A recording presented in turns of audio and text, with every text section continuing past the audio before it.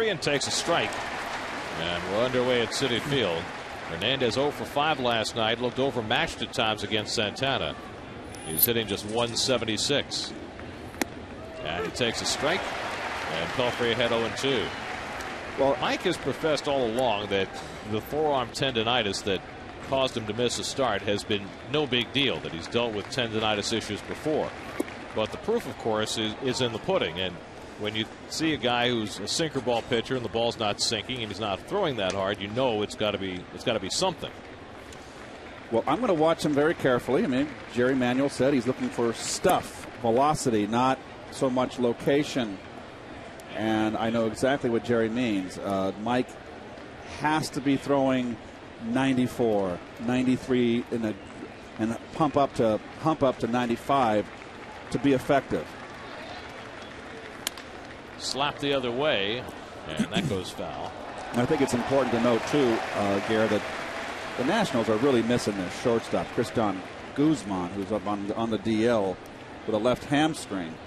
He is their leadoff hitter, and he has just murdered the Mets over all last season. Guzman was off to a great start before heading to the DL. 2-2 to Hernandez, and it's fouled away. 94 on that fastball from Pelfrey. That's what Jerry's looking for, and you can see that was a straight four-seam fastball.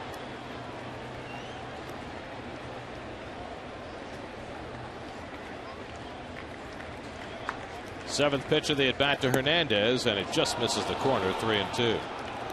Jerry Davis, the home plate umpire today, the crew chief. There's Jerry. He's been doing this a long time. 3-2. Pulled on the ground, and Delgado watches it go by. Base hit for Hernandez. Well, a good at-bat for Anderson Hernandez there. Worked the count to 3-2. This pitch not inside. Castro set up away and watch right down Broadway. And no chance for Delgado.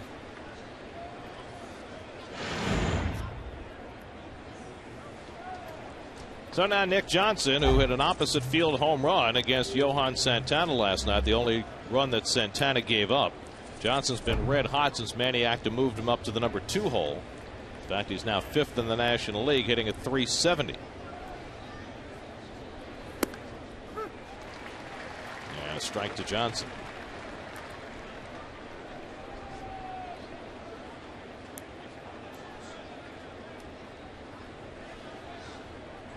Pelfrey has given up first-inning home runs in each of his last 2 starts. He had given up only 3 first-inning home runs in his career before that. All-speed pitch in for a strike, and it's 0-2. Well, Nick Johnson is really a professional hitter. Doesn't strike out. He's always been a guy that draws a lot of walks, a line drive hitter, and he's just had to battle. I mean, he's had his share of extreme injuries. Well, he had back problems early in his career, and then he suffered that horrific broken leg at Shea Stadium 3 years ago that really cost him almost 2 seasons. 0-2, just off the corner, and it's 1-2 to Johnson. Nick missed all of 2007 and all but 38 games last year. He broke his leg at Shea, right down the right field line. That short little blooper. Yeah, and it wasn't his lower leg like most people. It was his upper leg. It was just a gruesome injury. It's femur. Your anatomy skills are fantastic. 1-2, ripped, but foul as he got out ahead of the fastball, and it's still 1-2 to Johnson. Not to be misconstrued with the humerus. It's the upper arm. Well, why would you confuse a femur and a humerus? Because you're so humorous. I see. I think that's overstating the case. I'm feeling kind of chirpy this morning, Gare, so just bear with me. You probably didn't sleep at all last night, did you? 1-2 to Johnson, and Pelfrey's throw sends Hernandez back to the bag. Well, Mike could really use a solid first inning, but has to deal with the leadoff base runner and a tough hitter in Nick Johnson with Zimmerman to follow.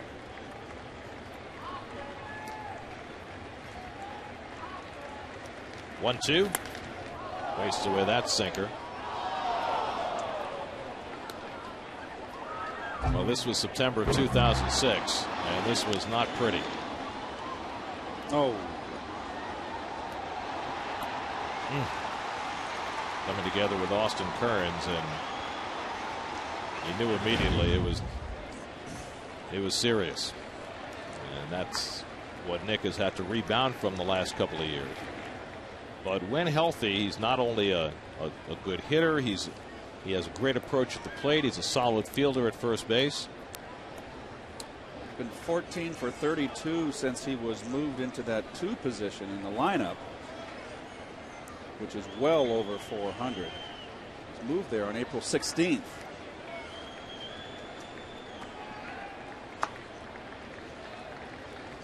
Hernandez leads with nobody out. He's running, and Johnson swings and misses, or did he get a piece? Apparently he foul tipped it, and they're going to send Hernandez back to first. Boy, he got a good hanging slider right there upstairs to hit. I think it's interference on the backswing. So they're saying that he did swing and miss, but that Johnson knocked the ball out of Santos's mitt, which is why they sent Hernandez back to first base. That's a little tough, though. The guy's allowed to follow through, is he not? Well, Santos was in position to throw until the bat hit his mitt and knocked the baseball out. So Hernandez is sent back to first base. Johnson retired for the first out, and now here's Ryan Zimmerman riding a 13-game hitting streak. And he takes a fastball for a strike. And you can see Nick Johnson's way back in the box. But still, it's a normal follow-through. Once you impair the catcher's ability to throw, it's interference. I guess the question is, what could Johnson have done to avoid that? And that's why it's inadvertent, because if it's intentional interference, in other words, if he dives in front of the catcher to prevent a throw, then the runner would have been called out as well because it was a strikeout. But they only send him back to first base because it was inadvertent. I mean, it's up to the catcher if the guy's deep in the box to get further back himself, because you don't want to have catcher interference. And Anderson back to the bag. Well, here's a Coors Light freeze cam. And that's exhibit number 1, Your Honor. Can you get that in the plastic bag? And Pelfrey spent a lot of time concerning himself with Anderson Hernandez at first base. Hernandez has 1 stolen base this season. And Mike working at a glacier-like pace here in the first.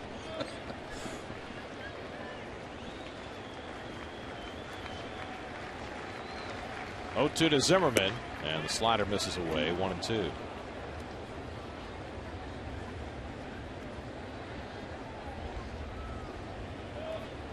A spectacular day. Kind of days you just love to put the uniform on and go out there and play 9. Isn't that every day? No. San Diego weather. Pelfrey struggling with his secondary pitches, and now it's 2-2. Anderson Hernandez trying to get a peek around Delgado to check out his third base coach, Pat Listach. Well, Mike's getting ahead of the first 3 hitters.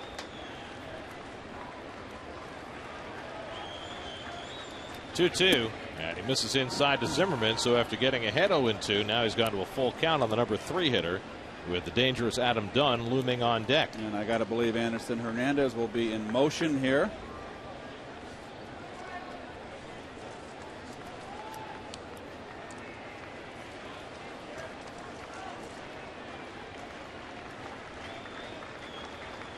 Three-2 to Zimmerman. Hernandez runs, and Zimmerman pops one up behind third. A long run in from Murphy near the stands. The sliding grab. Beautifully done by Murphy. The throw back to first. Right on target for the double play. Daniel Murphy showing off the skills. All that practice paid off. A brilliant catch and a great throw. And Murphy doubles Hernandez off first base. What a grab. What a throw.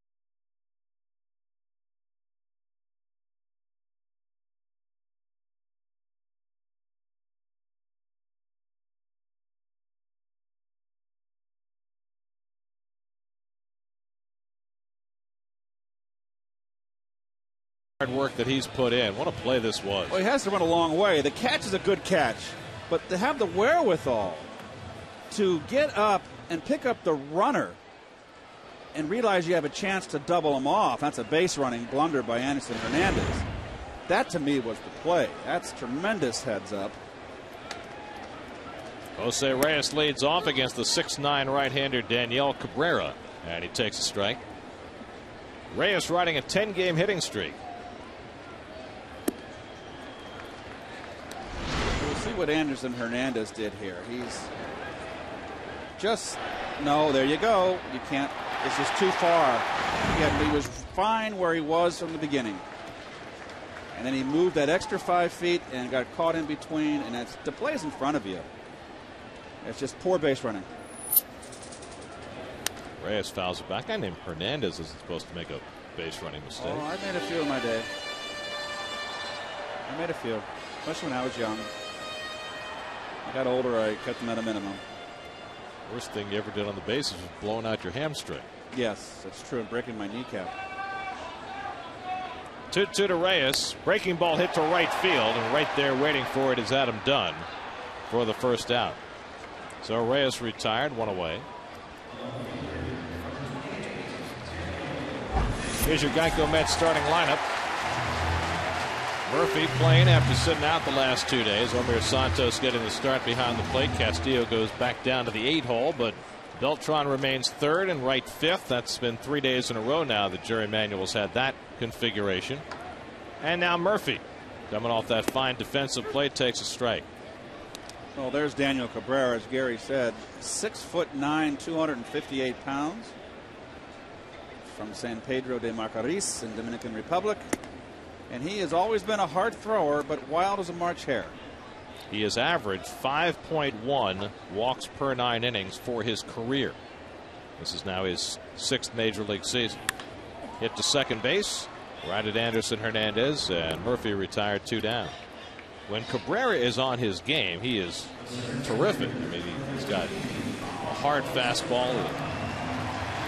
Got a good breaking ball too, Gary. But the problem is, if we look at the Nationals' defense, and you can see there they're the lowest fielding percentage. Boy, and they showed it last night in their outfield position. It cost them the ball game last night. The misplayed ball by Dukes in center, and also a misplayed ball by excuse me, by Austin Kearns in right field. Cost 2 runs, and that's the ball game. What's a 4-3 final Met win could have been a 3-2 National win. Carlos Beltran leading the National League in batting, hitting an even 400. In fact, the Mets have the top 2 hitters in the league coming into today. I can't remember the last time that happened. Beltran hitting 400 and Castillo 383. They are numbers 1 and 2 in the league in batting. And your number 2 hitter in the National League is hitting 8th. Must be a pretty good lineup. There's 7 guys in this Met lineup, Gary, that are hitting over 300. And of course, that's the issue. They're 3rd in the league in batting, but scoring runs is another issue. Fastball in tight to Beltran, 2-2. Last night, the Mets were an unbelievable 2 for 18 with runners in scoring position. They've been struggling. They haven't unleashed the power. They've only hit 11 home runs as a team. That's 14th in the National League. They've scored runs, 73. That's 5th. Cardinals are hitting over 300 as a team. They're leading the National League. I would think that playing in this ballpark, the Mets home run numbers are liable to go down across the board. 3-2 to Beltran. Foul back. High fastball from Cabrera at 92. There's Cabrera. Cabrera can be an up and down pitch, up the ladder, down the ladder pitcher. He's got good life upstairs on that fastball, and he's got a good breaking ball. It's just a matter of can he get his breaking ball over. Spent his first 5 years with the Orioles, who declined to offer him arbitration, made him a free agent, and the Nats signed him. Beltran lines one over short, a base hit. So a 2-out single for Beltran. He now has an 8-game hitting streak, and the Mets have their first base runner with Delgado coming up. Well, good hitting right here. Carlos, the reason why he's hitting over 400 is because he's hitting right up at the plate, going with the pitch. He's not trying to pull right now. He's using the whole field. So now Delgado, who has hit a skid, just 3 for his last 23 after a hot start. Still tied for 5th in the National League with those 15 runs batted in.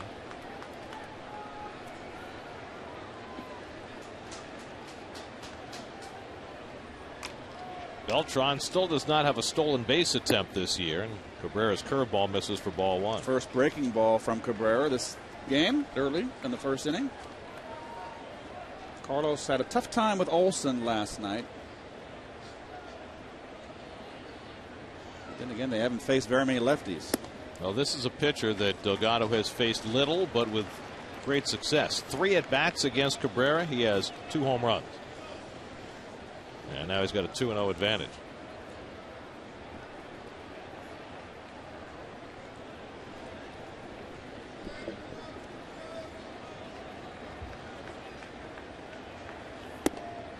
And Carlos takes the breaking ball for ball 3. Taking all the way there, 2-0.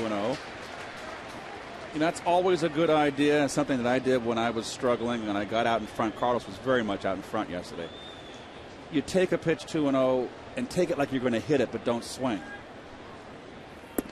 And he takes the 3-0 pitch, and that misses inside for ball 4. So the Mets have 2 men on.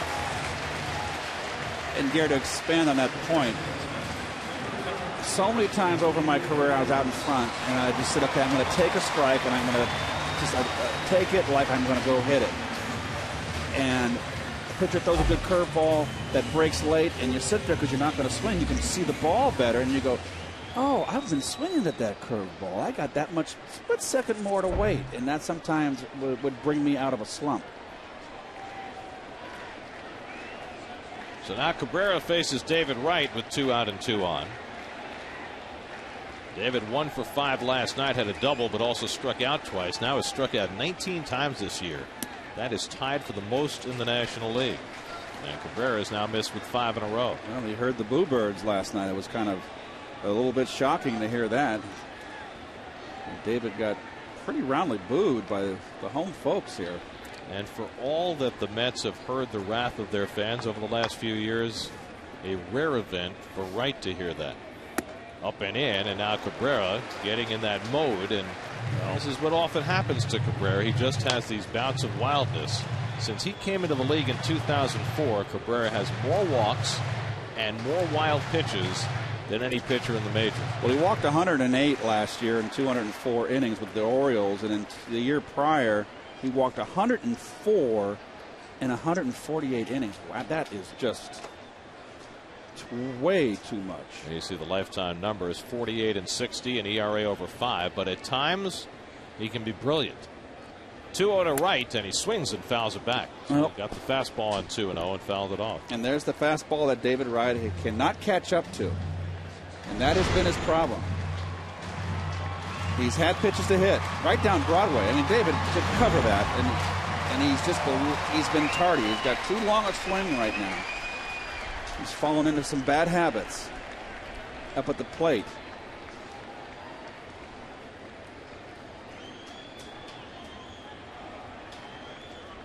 Two out and 2 on, and 2-1 to David Wright.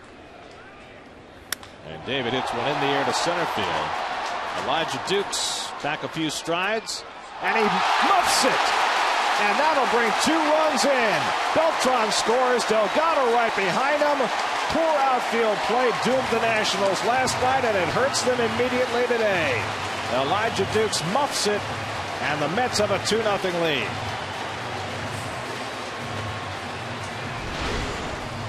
Well, he's drifting, number 1, and one-handed all-star, and I almost hit him in the head, in the face. And why does he not have his sunglasses on his eyes rather than his cap? He drifted. Beltran's on second. He's going to just score easily.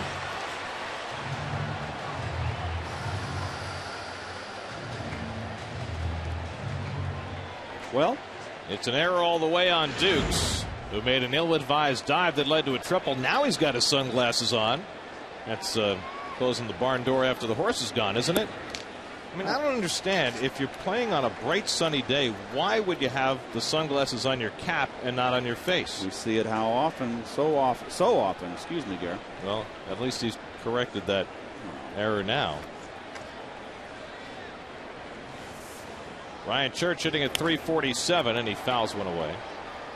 Guys, just to ruin any alibi that Dukes would have, I'm sitting out here in center. I just got done eating, and I saw that ball all the way. The sun is not an issue in center field right now. Should have had Kevin out there in center. I probably would have dropped it too, but at least I saw it. Well, the question is, if the sun isn't an issue, why did he put the sunglasses on now after he didn't catch the ball? Wow. He drifted. That was his main problem. 1-1, and Church takes the changeup low, and it's 2-1. Well, last night the Dukes tried to catch a line drive off the bat of Beltran that he misplayed into a triple. Austin Kearns dove for a Tatis fly ball that he had no chance to catch. That went for a triple. And now Dukes just casually muffs one that leads to 2 runs. 2-1. Cabrera misses off speed. And it's 3-1 to Church with Omir Santos on deck. It's funny, on the scoreboard here at Citi Field, it has 3 errors for the Nationals. They've only made 1, but I guess it was a big one. So they counted it as 3. Hit hard up the middle and a base hit for Church. Hit comes right around third. He'll score without a throw. It's an RBI single for Ryan Church. So the Mets taking full advantage of the Dukes' error, and they have a 3-0 first inning lead. Well, Church continues to hit. Nicely done. 2-out RBI, the toughest ones to get. That's a ball that was inside, and he just muscled up the middle. Well, on a team that had been struggling with runners in scoring position, Church had the toughest time. He had been just 1 for 12 before that base hit with runners in scoring position, but he comes through there with a 2-out hit. And Manny Acta comes jogging out to the mound to try and settle down Daniel Cabrera. And it was interesting, it's Manny Acta, not pitching coach Randy St. Clair. Well, remember, there were 2 out and nobody on in this inning. A 3-2 count to Beltran. Carlos took a pitch the other way for a hit. Then Cabrera imploded a bit. He walked Delgado on 4 pitches, fell behind right 2-0. Then got hurt by the error by Dukes. And then compounded it, giving up the base hit to Church. Well, it all adds up to 3 unearned runs. It still says 3 errors. Now they've gone to 2 errors on the scoreboard in the Nationals error column. Now they've got it to 1. It's a countdown. Figured it out. There you go. Good job, guys. Blast off. Here's Omir Santos making his 3rd start behind the plate. And Santos takes a strike. Omir Santos, who was a teammate briefly with Daniel Cabrera in Baltimore last year. Santos was up for about 2 weeks with the Orioles. And a curveball in for a strike, 0-2. But Omir has been very impressive early on in his limited opportunities since Brian Schneider went on the disabled list and Santos was called up from Buffalo. And Cabrera strikes him out with a high fastball. That ends the inning, but the Mets help themselves to 3 unearned runs. Elijah Dukes misplaying a fly ball by David Wright. A casual attitude on a ball hit to center field, and Dukes watching it sail by, and the Mets take advantage to score at 3.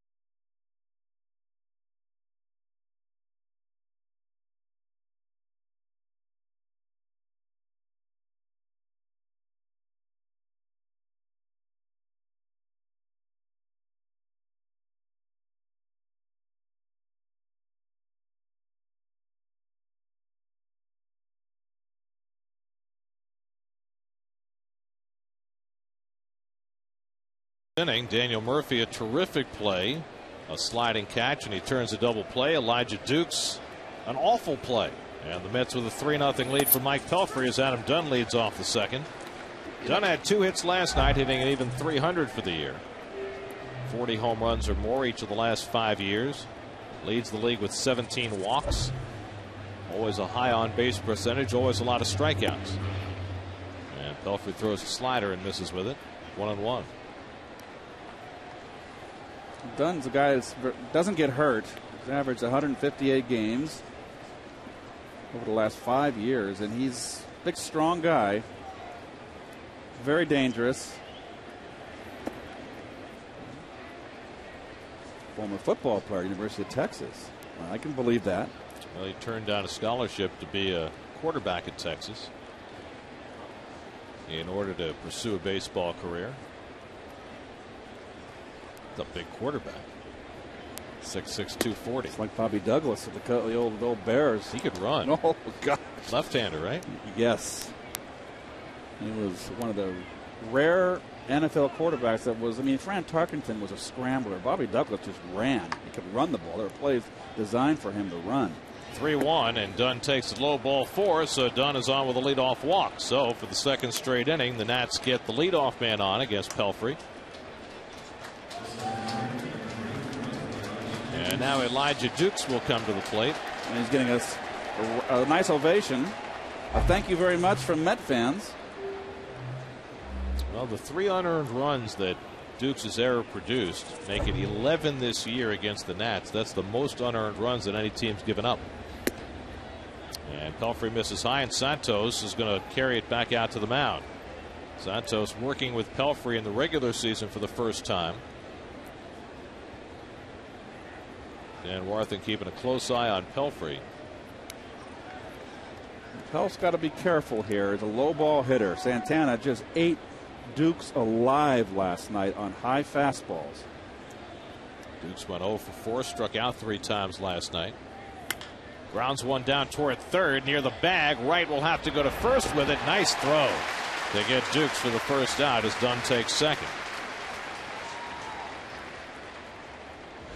Well, the sinker gets under the bat. David has no play at second and makes a nice play. Right on the money. So Dukes retired, 1 out. A runner in scoring position for Josh Willingham. Willingham appeared as a pinch hitter last night. He has struggled early on, just 4 for 24 after coming over in the trade from Florida in the offseason. Along with Scott Olson, Emilio Bonifacio, and a couple of prospects going to Florida in that deal. And playing time's been tough to come by for Willingham in a very crowded Nationals outfield. It was even more crowded before Lastings Millage was sent to the minors and before Roger Bernardina broke his ankle. But even with those guys gone, Maniac has been more inclined to play Austin Kearns than to play Willingham.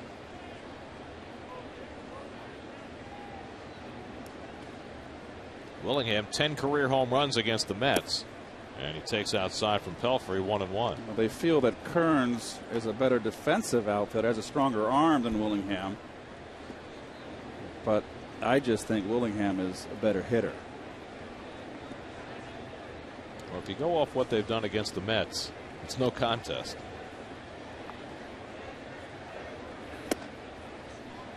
And the fastball misses inside. 2-1.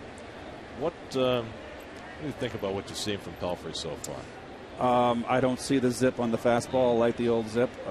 It's better than he did his last outing 12 days ago, but it's still not up to his velocity that Mike has showed in the past. And that ball's, it's not dipping the way you want his sinker to dip. Which means he's not coming on top enough. He's out 3/4. When you go 3/4, it flattens out that sinker. And that's always a good pitch to hit for a left-hand hitter. And now Pelfrey behind on Willingham, 3-1. You know, a lot of sinker ball pitchers will tell you, Ronnie will tell you, that if you had too much rest and a sinker ball is too strong, they can tend to overthrow, have too much velocity, and lose their sink. But I think Mike's more of a power sinker ball pitcher. There's a good one.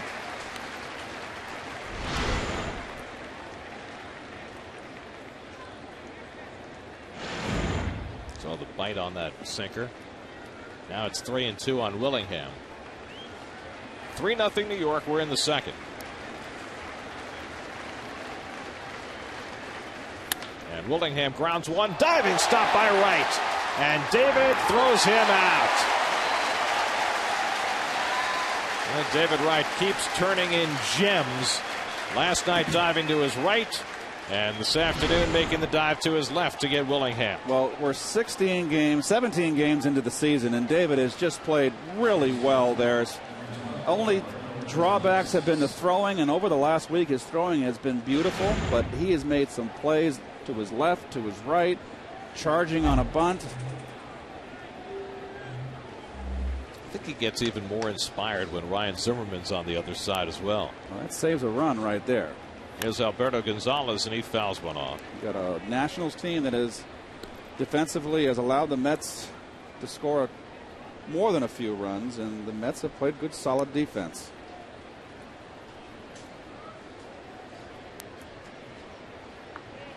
Gonzalez hitting at .273, filling in for Christian Guzman at short. Rolls one out to short for Reyes, who ignores Dunn going by and throws out Gonzalez to end the inning. Great defense by Wright, helping out Pelfrey. Still 3-0 New York.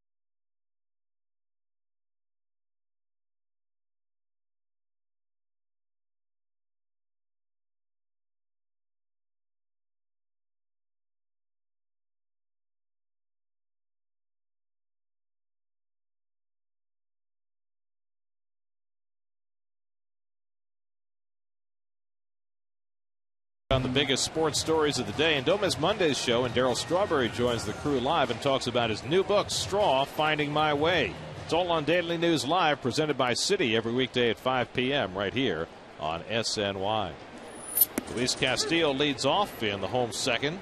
Castillo second in the National League in batting, hitting at .383. Well, the on-base percentage at .431.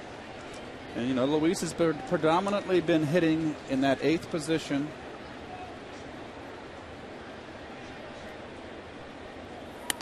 And it hasn't mattered so far. Hitting second, hitting 8th. He has been productive in both spots. And he's hitting from both sides of the plate. Well, he very much looks like the Luis Castillo of 4 or 5 years ago. May have lost a step both in the field and running the bases, but at the plate, it's looking great. 2-2 to Castillo. He's hitting line drives. They want him to be more aggressive at the plate, and he certainly has.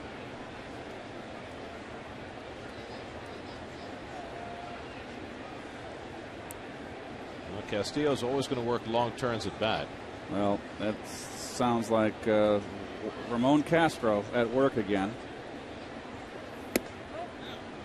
Well, Ramon, when he does not play, has a tendency to fool around a little bit in the dugout, and he seems to have found a victim. He is the Roger McDowell of this ball club. Roger was was that for us? 3-2, and Castillo fouls it off. And you know, when you can play a prank on the most prominent guy in the dugout, yes, that means there are no sacred cows. That's why Roger never gave me the hot foot.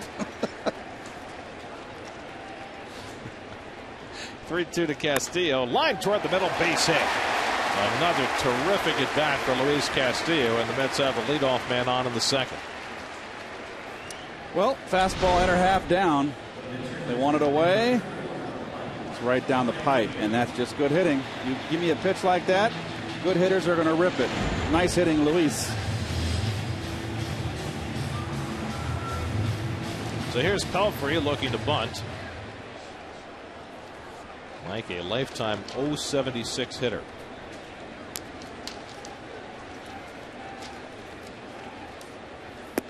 And he bunts and misses. Strike one.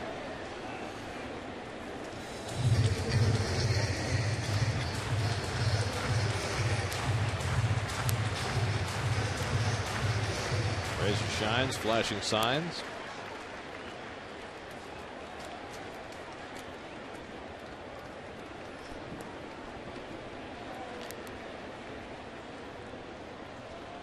Cabrera wants to talk with Will Nieves, his catcher. Please, you're bunting. Throw a fastball.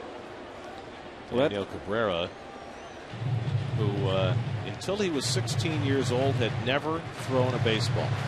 Literally. Amazing. He was a basketball player down in the Dominican. His goal was to be the first NBA player from the Dominican Republic. But he was very, very poor growing up. Had to shine shoes to help out his parents, and saw that baseball was earning a lot of Dominican youngsters a salary, and so was coaxed into trying it out and had a lot of natural ability. And within 2 years of picking up a baseball for the first time, he was signed by the Orioles. Who knows how he would have done if he stuck with basketball. He's a rather hulking figure out there on the mound, though, at 6'9".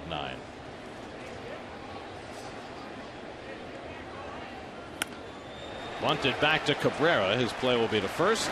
And so Pelfrey has his first sacrifice of the year. 1-4, moving Castillo to second. Well, keep the bat level. Yes, he does. Deadens the ball. Hits it back to the pitcher, but deadens it enough. And that gets the job done. That's all that matters. So Pelfrey moves Castillo down to second with one away, and Jose Reyes the batter. Reyes flying to right his first time up.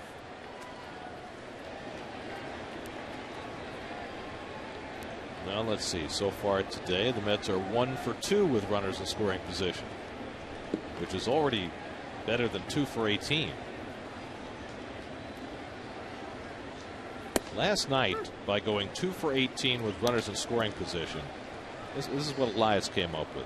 The Mets had not had a game with that many at-bats with runners in scoring position, with that few hits, since 1985, that they'd had a game like that they won.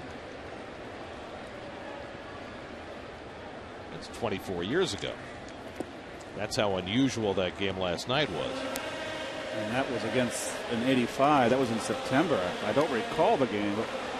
14 innings at Dodger Stadium. Well, that's forgivable because the Dodgers always had a great pitching staff. Well, you know, by that time, you know, playing late at night on the West Coast, you might have been tired. No, never. 1-1 to Reyes. Swing and a miss. Good fastball by Cabrera. 1-2. That's the best fastball Cabrera's thrown all day right there. I had some zip on it. I think it surprised Jose. And it had some good zip.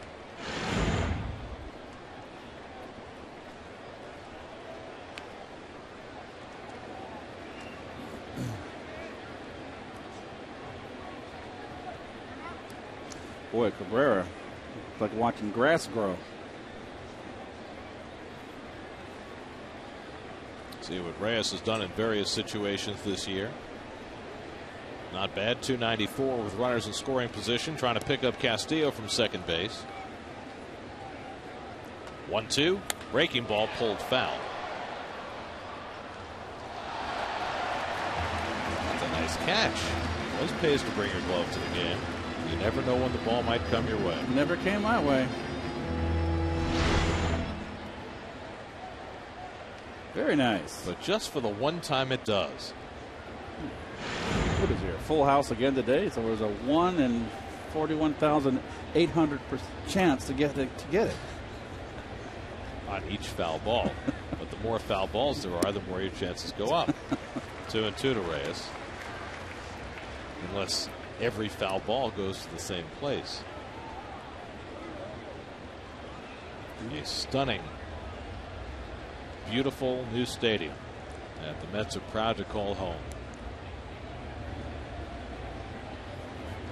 2-2 to Reyes. And he lines it on a right field, a base hit. Castillo had to hold up a step just to make sure it dropped. Reyes heads for second. The ball comes through the cutoff man, and Reyes winds up at second base. I thought for sure Nick Johnson was going to cut that ball off. He would have had a chance at Reyes, who just kept on running. But it went through Johnson, and so the Mets have 2 in scoring position. Well, it's a comedy of errors. I don't know what Jose was thinking here. I mean, here's the throw in from Dunn. Dunn doesn't have a great arm.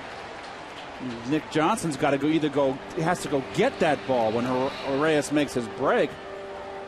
I mean, Jose makes the turn like there's 2 outs, trying to get a runner in, sacrificing himself, and he gets away with it. That was not a smart move, but the Nationals are just a comedy of errors. So now the infield comes in with Daniel Murphy at the plate, and he takes one in the dirt for ball 1. Well, what I don't understand is, was Nick trying to pick that ball up on the short hop, or was he trying to let it go through? Because he kind of short-armed the ball, and it kind of tipped off the end of his glove. Well, Reyes is right in front of him. Why would you want to let it go? I don't know. You've got your man. They give him second on the throw, no error on the play, but the Mets catch another break. I mean, it's second inning. Even if the runner's coming home, you get the out.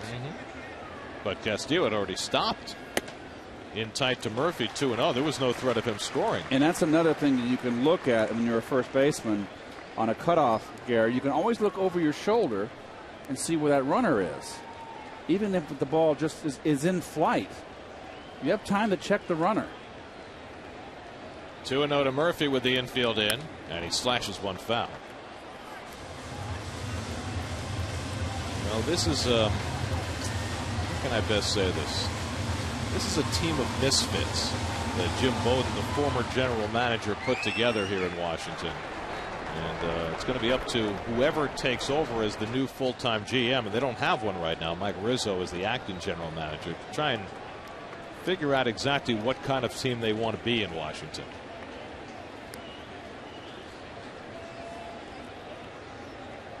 Two and one to Murphy, off speed, and that misses. And now it's 3-1 with Beltran standing on deck, the leading hitter in the National League. So Cabrera's digging himself a pretty big hole right now, already down 3-0 in the second. Well, this is Daniel Cabrera. This is his MO. You just wait him out. He'll give you a fat one. And Murphy pops it up, shading his eyes, the third baseman Zimmerman. And that ball leaks back into fair territory for Zimmerman to grab it, 2 out. So there's a big out for Cabrera. Behind in the count on Murphy, 3-1, and he gets Murph to pop up. Nope. Murph just went for an up and in fastball out of the strike zone. And I don't think it was intentional. I don't think Cabrera has any clue where he's throwing the ball. Or I shouldn't say where he's throwing the ball. He has no. Murph's got a little temper. Nothing wrong with that. As long as you don't hurt yourself.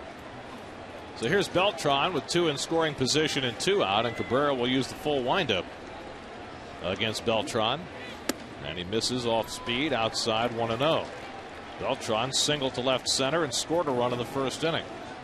Now hitting at .410. Off to a phenomenal April start.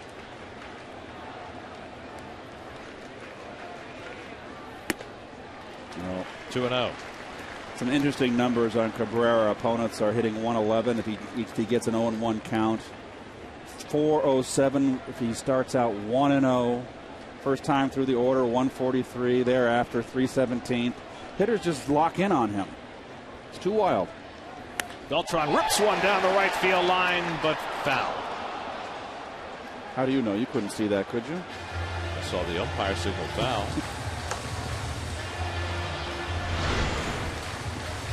From where we're at, folks, we lose the ball right there when it gets down that corner.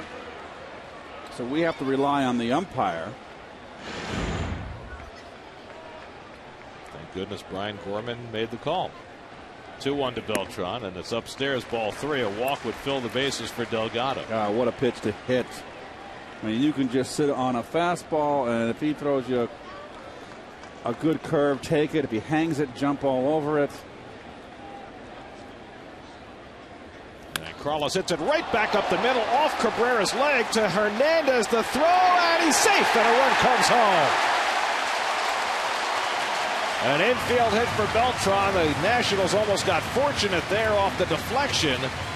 Hernandez with a good, strong throw, just a shade too late to get Beltran. Well, this ball's ripped. 3-1 count. There's the carom. Nice play by Anderson. Very close at first. And just the hustle right there. It's called smelling a hit. And that's smelling that hit with a ribeye steak in it, too. And Beltran showing off the speed. 14th run batted in for Beltran, and it's 4-0 New York. And now Delgado will bat with 2 out and 2 on. Randy St. Clair, the pitching coach, engaging the home plate umpire Jerry Davis there, but not leaving. Well, Delgado has a chance to put a harpoon through this ball club if he gets a hold of one. But he just got to be sitting on fastball on this guy and taking his curveball. He can't get it over.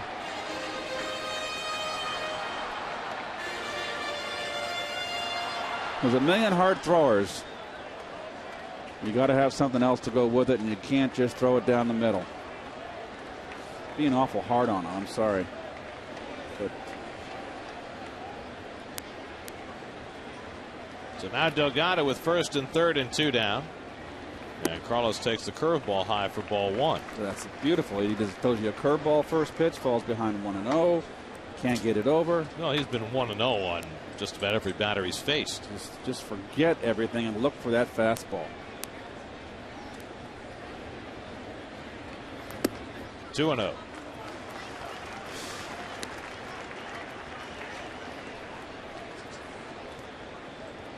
Delgado walked on 4 pitches his first time up. Remember, he has 2 home runs in 3 career at bats against Cabrera.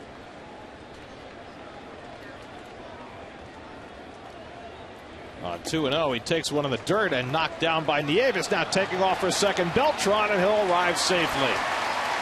Looked like Nieves had done a good job knocking it down, but he couldn't scoop it up, and Beltran was alert and took the extra base. Well, are they going to walk Delgado now? 3-0.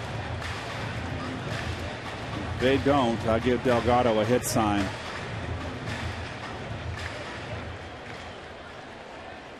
You got David Wright waiting on deck. Doesn't appear they're going to give him intentional ball 4. You look for something down out over the plate or middle in. There's the bullpen. They're going to score that a wild pitch on Cabrera. 3-0, and he takes a strike. 3-1.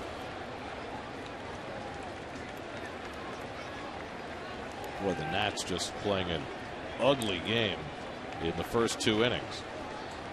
And now the Mets will try and stomp on it. Reyes faking down the line at 3rd, and time asked for by Delgado. I guess Reyes must have distracted Carlos as he tried to draw the balk against Cabrera. I'm sure that Carlos will say, hey, cool it. I'm hitting here. Reyes has been successful drawing balks a couple of times in his career. 3-1 to Delgado, and it's outside and low ball 4, and the Mets have the bases loaded. The second walk given up by Cabrera. They have both gone to Delgado. And now David Wright with an opportunity with the bases full.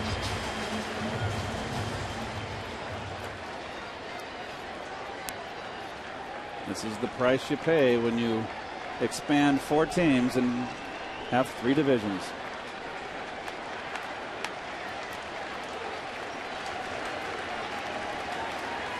So here's Wright, and David takes inside and high. Wow, that was nasty. Yes, so that's a coconut shot right there. That's right at his head, and that's unintentional. He's all over the place.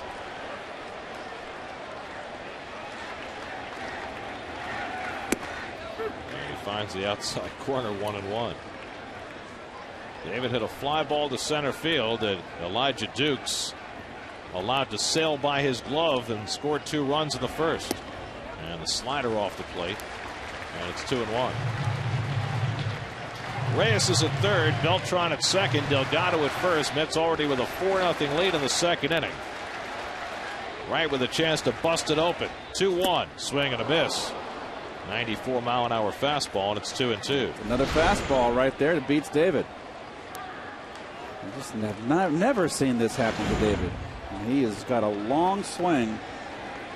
Do him a favor, but he throws him a breaking ball. 2-2, up and in again, and now a full count to Wright. And now the merry-go-round will be in motion. You've got to go to the thesaurus and find another word for merry-go-round. Carousel. Good. What else you got?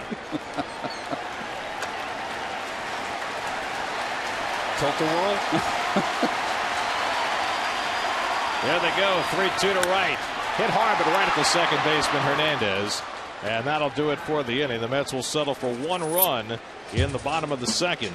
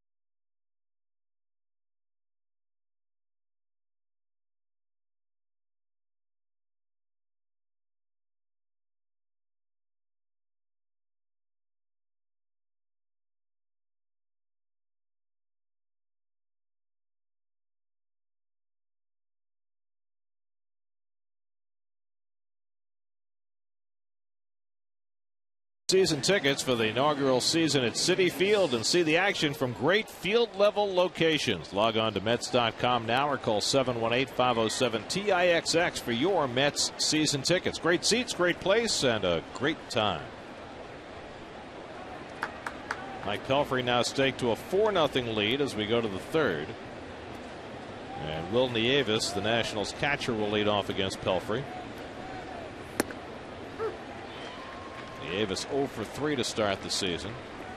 The backup to Jesus Flores, who had a great game last night.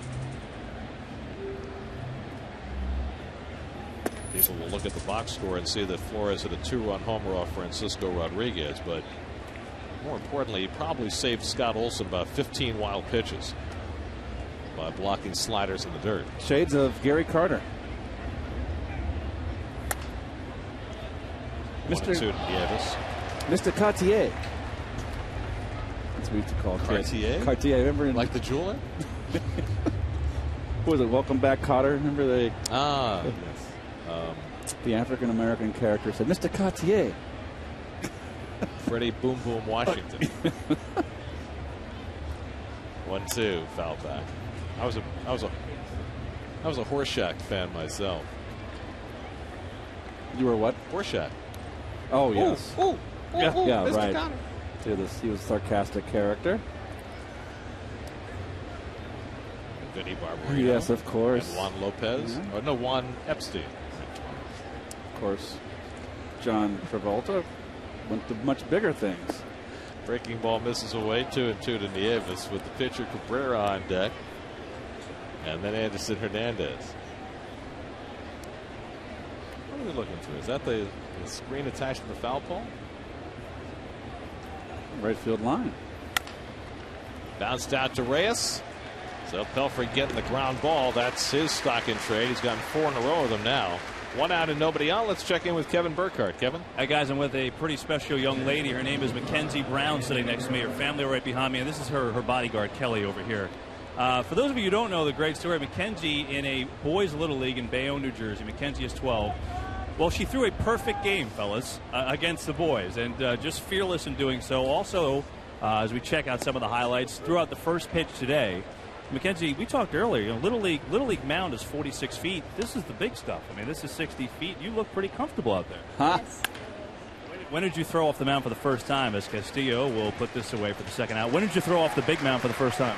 Actually, a couple weeks ago, I went down with my brother, and I just threw to him, and I reached, so I was happy. How about the perfect game? Was there any point that you realized what was going on, or who told you first?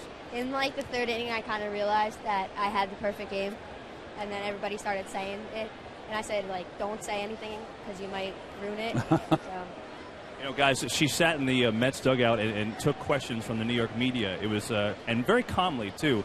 How many media do you have after your Little League games? Like 12, 15 people there? Yeah, a couple. Something like that. And also, you get to meet a lot of the players there, right? Yes. Favorite? Yes, you're right. How was that? It was nice. He's very nice.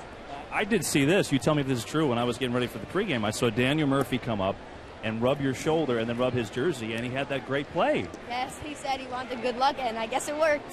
What's all this attention like for you? It's a little different than what I'm used to. I mean, like, people are asking me for my autograph and everything. It's a little different, but I like it. People asking for an autograph here today? Yes. What do you think of Mike Pelfrey's stuff so far? He's throwing good. He's throwing good today. The way things have been going, there's rumors the Mets could be using another pitcher. You in the market? Sure. Anytime. Hey, now when do you pitch again? Tuesday night. How do you do better than a perfect game? I don't think you can. Well, Mackenzie, pretty awesome feat. Enjoy the rest of the day, okay? Thank you. Guys, yeah, not bad, huh? Perfect game against the boys, and she got the royal treatment today. She got a glove from J.J. Putz, Daniel Murphy, the rub for good luck, and it worked for him, and a bat from her hero, David Wright. It's pretty cool. Well, she'll try to outdo Johnny Vandermeer, who merely had 2 straight no-hitters. He didn't have 2 straight perfect games. So we'll be keeping an eye on Mackenzie on Tuesday night. I was a little bit thrown off when she said, I realized that after the third inning. And then I realized that, in the third inning in Little League, you're halfway through. Right. Well, but also it's worthwhile noting that her teammates mentioned the fact that she was working on a perfect game, and yet it did not jinx her, and she still did it. Johnson struck out his first time up.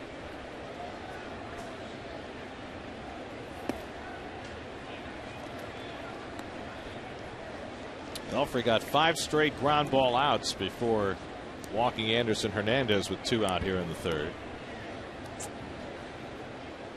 So he appears to be settling into a bit of a groove. 1-1 to Johnson. Pulled down to Delgado. Makes the play to retire the side. Sharply hit grounder, and Delgado is equal to it. We head for the bottom of the third at Citi Field. Nicely done by Delgado. And the Mets have come to bat with Church to lead off, leading 4-0.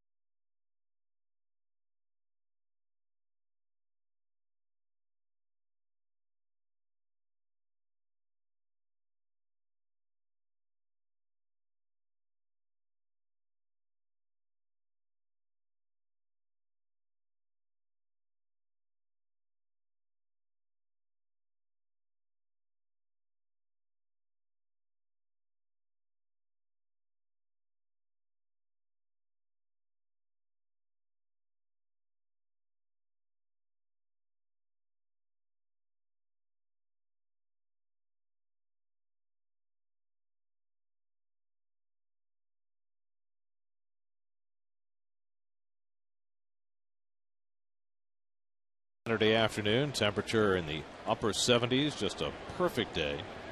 As Ryan Church leads off in the home third and swings through a Daniel Cabrera fastball, 0-1. Church had a base hit up the middle to drive in a run in the first inning, a 2-out RBI. In fact, all 4 of the Mets' runs this afternoon have scored after 2 were out. And Church hits this one in the air to left. And Willingham right there to grab it. 1 away. So Church retired. Here's your Mets upcoming schedule. Remember, all Mets games on SNY are available in HD, presented by IOTV. Final game of this series tomorrow, Oliver Perez against the rookie Jordan Zimmerman. And then the Marlins come in for 3. Circle Wednesday afternoon on your calendar, because that's the rematch between Johan Santana and Josh Johnson. They put on a great show down in Florida. Homir Santos pokes one into right field, and he's got himself a 1-out hit. So Santos has the Mets' 6th hit against Cabrera. And Santos continues to impress. That's 4 hits in his first 11 at-bats. And to bring up Luis Castillo. Castillo singled to center his first time up, and he has that batting average up to .396.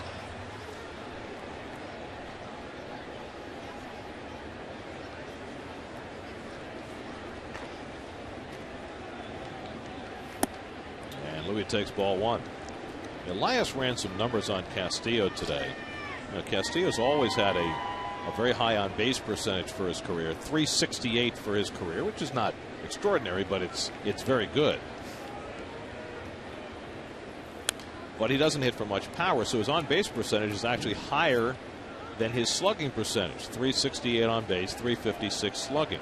If you go back to players who've debuted since World War II, there are only 2 other players who have that high an on-base percentage with that lowest slugging percentage, and they both have Mets connections. One is my first Major League spring training roommate when I was invited to spring training with the Cardinals. Who was the Mets' first ever All-Star starter. That would be Ron Hunt. Yep. And the other is Willie Randolph. How about that?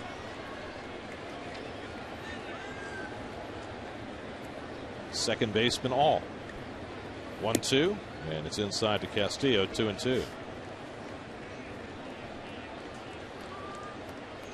And what you wonder is, that kind of a player, can he be as useful in that 8-hole as he would be batting first or second? Too high, and a full count to Louis, 3-2. We'll say this, though, he'll wear a pitcher out, because he swings at fewer pitches than any player in the league. It's that way year after year. 3-2 with Santos aboard. He's running, and Castillo fouls it away.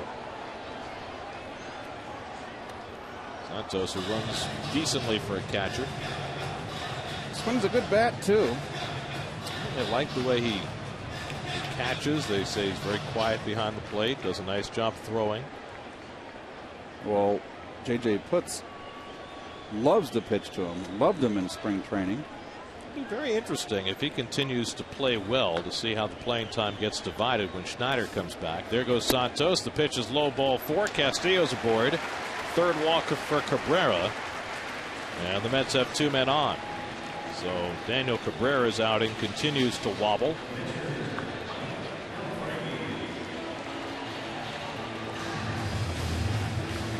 Well, he's got a sacrifice situation here. Cabrera's up to 78 pitches with 1 out in the third. 78 pitches and singing goodnight lullabies to his defensive players out there. Yeah, that hasn't helped either. Almost as many balls as strikes. So now Pelfrey, who sacrificed successfully his first time up, with Santos at second and Castillo at first. The corners pinch in. They run the wheel play, and Pelfrey pulls the bat back. He was ready to butcher boy it, but the pitch was out of the strike zone. And the reason why you can do that now, which is not a bad, they're going to call Pelfrey down, Razor Shines, have a little chat. It's a 4-0 ball game. If it's a tighter game, 1-run game, tie game, you don't do it. But when you're up 4-0, hey, take a shot. They open up that hole. You saw the shortstop break for third, and that exposes that whole left side of the infield. Also worry about your third baseman's teeth charging hard on that play. You swing away, and third baseman's 30 feet from you. See how they play it this time. They play straight up, and Pelfrey bunts it, but he bunts to the first baseman. Johnson's throw goes down the line, and Santos will score. Castillo will go to third, and Pelfrey pulls it at second. The defense continues to fall apart for the Nats. It is 5-0 New York.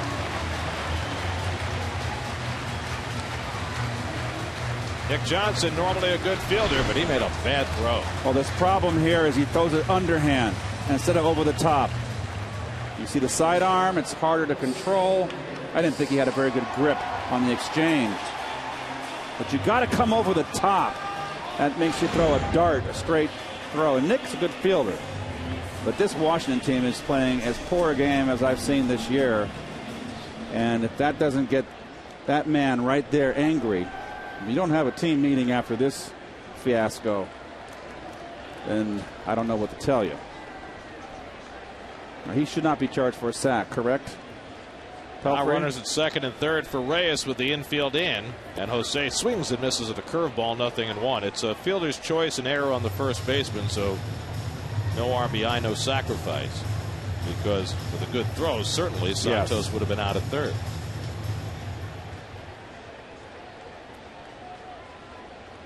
Second error charged to the Nats. They've now made 17 this year. 1-1 now to Reyes, who had an infield single his last time up.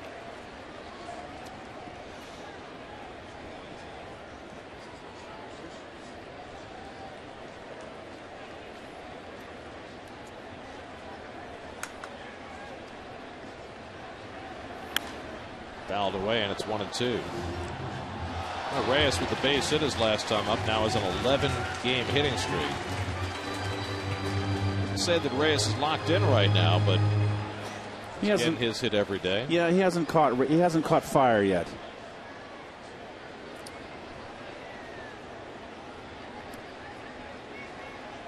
Base hit here could score 2. And Reyes lays off the breaking ball in the dirt. And it's 2-2 to Jose. This is an excruciating outing for Daniel Cabrera. Certainly he hasn't had much help defensively, but it is not easy to watch this guy pitch. We're running out of words to describe it. You had to pull a rabbit out of your hat. Excruciating. We can keep working. Very good. Strenuous. I couldn't put another adjective out there.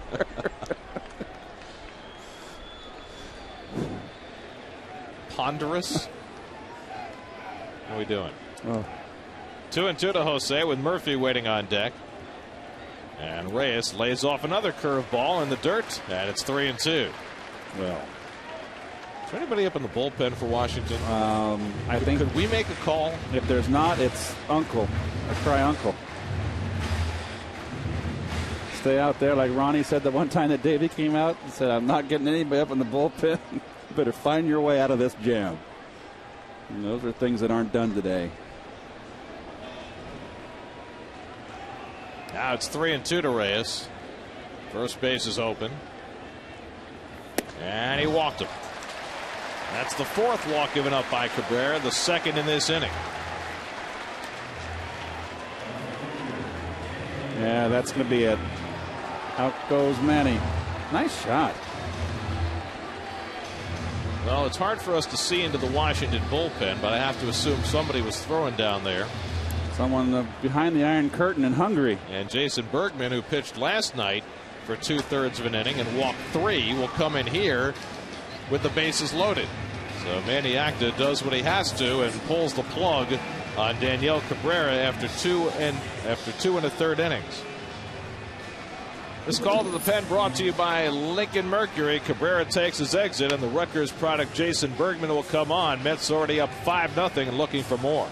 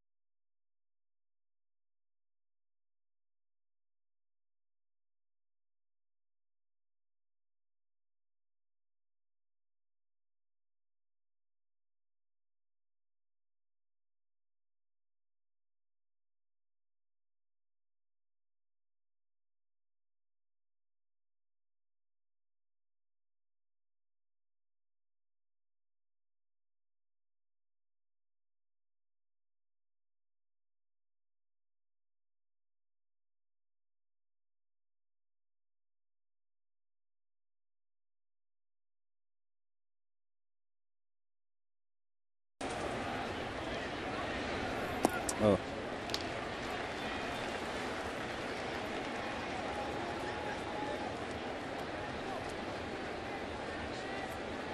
Jason Bergman comes out of the Washington bullpen to face Daniel Murphy with the bases loaded and 1 out. Murphy 0 for 2 today, and he pops it up in foul ground. Zimmerman with the sunglasses on squeezes it, and for the second straight at bat, Murphy has popped up with runners on base.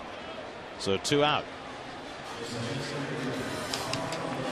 Well, they're pitching young Murph inside, and there's Jason Bergman, who was called up on April 19th when Manny Acta and the Nationals just sent 3 relievers down and called up 3 new ones. He's one that got called up. He didn't fare well yesterday. He walked 3 guys. He walked the bases loaded in 2/3 of an inning. Here's Beltran, is already 2 for 2 and has driven in a run, and he pops it up. So Bergman comes in and quickly gets a couple of pop-ups. Will this one be caught? It will. Willingham and Gonzalez having the indecision, but Willingham picking it off before it can find the grass. 5-0 Mets. Good gosh.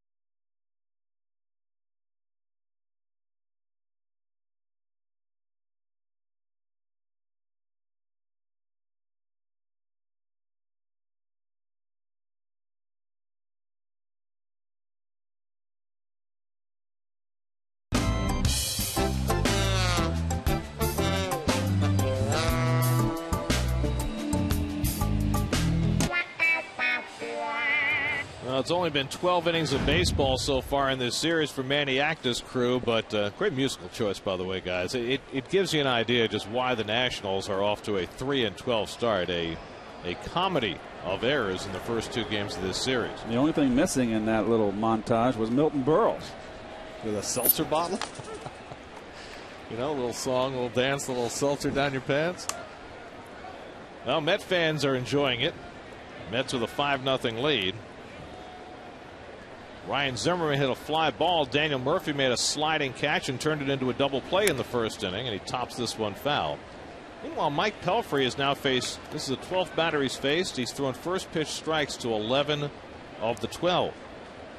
And the results have been getting better and better as the afternoon has rolled along, with Mike working with the lead. And his last 6 outs have been all on the ground. 1-2 to Zimmerman, with Dunn and Dukes to follow for the Nationals in the 4th. And you see the line on Pelfrey. More pitches than he'd like. 55 to this point. And another ground ball. This one for Reyes on the backhand, has the long throw to make, and not in time. Zimmerman beat it out. Oh, he hustled down that line. Reyes thought he had it timed, but just a shade too late. Well, he did the tap of the glove, and that's the difference. And he's tie base. It's a good call by Brian Gorman. Absolutely. And that was the difference was that tap of the glove. And give Zimmerman credit. You know, he hustled. He really did. And you know, this is a guy who just signed a 5-year, $45 million contract to be the face of the franchise, and he takes that very seriously. Zimmerman now with a 14-game hitting streak. Adam Dunn drew a walk his first time up, so that's the second hit off Pelfrey. He gave up a hit to the first man to face him this afternoon, Anderson Hernandez, and nothing before that. In the dirt, Santos can't find it, and Zimmerman takes second.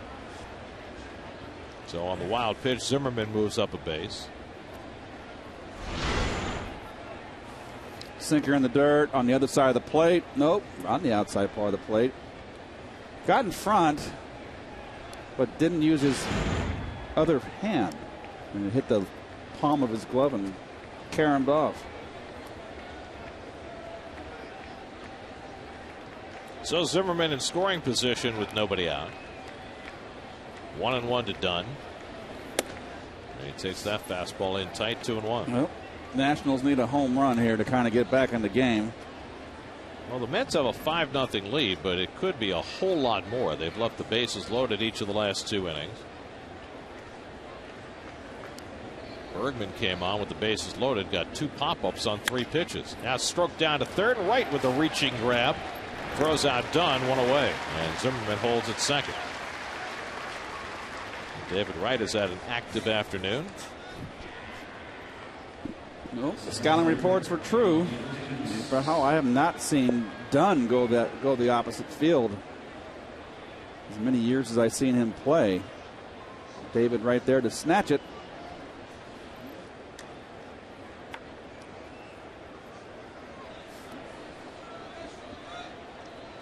Well, Pelfrey getting outs the way he'd like to get them, on the ground.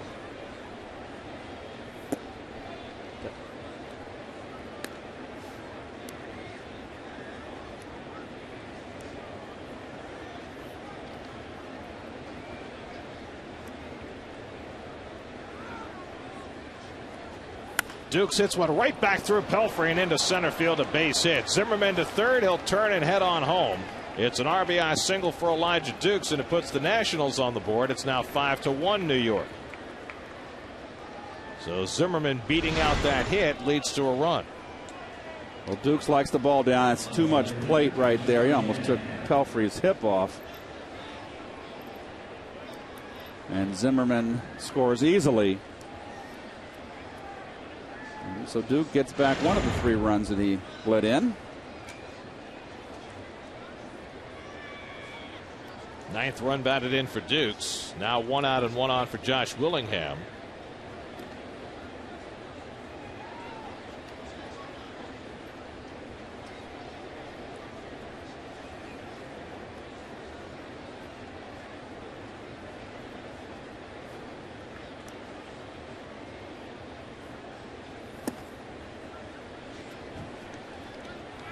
And a rare first pitch ball for Pelfrey this afternoon.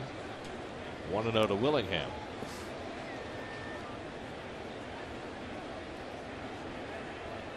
It's a nice shot of Delgado holding Dukes, who has 1 steal this year.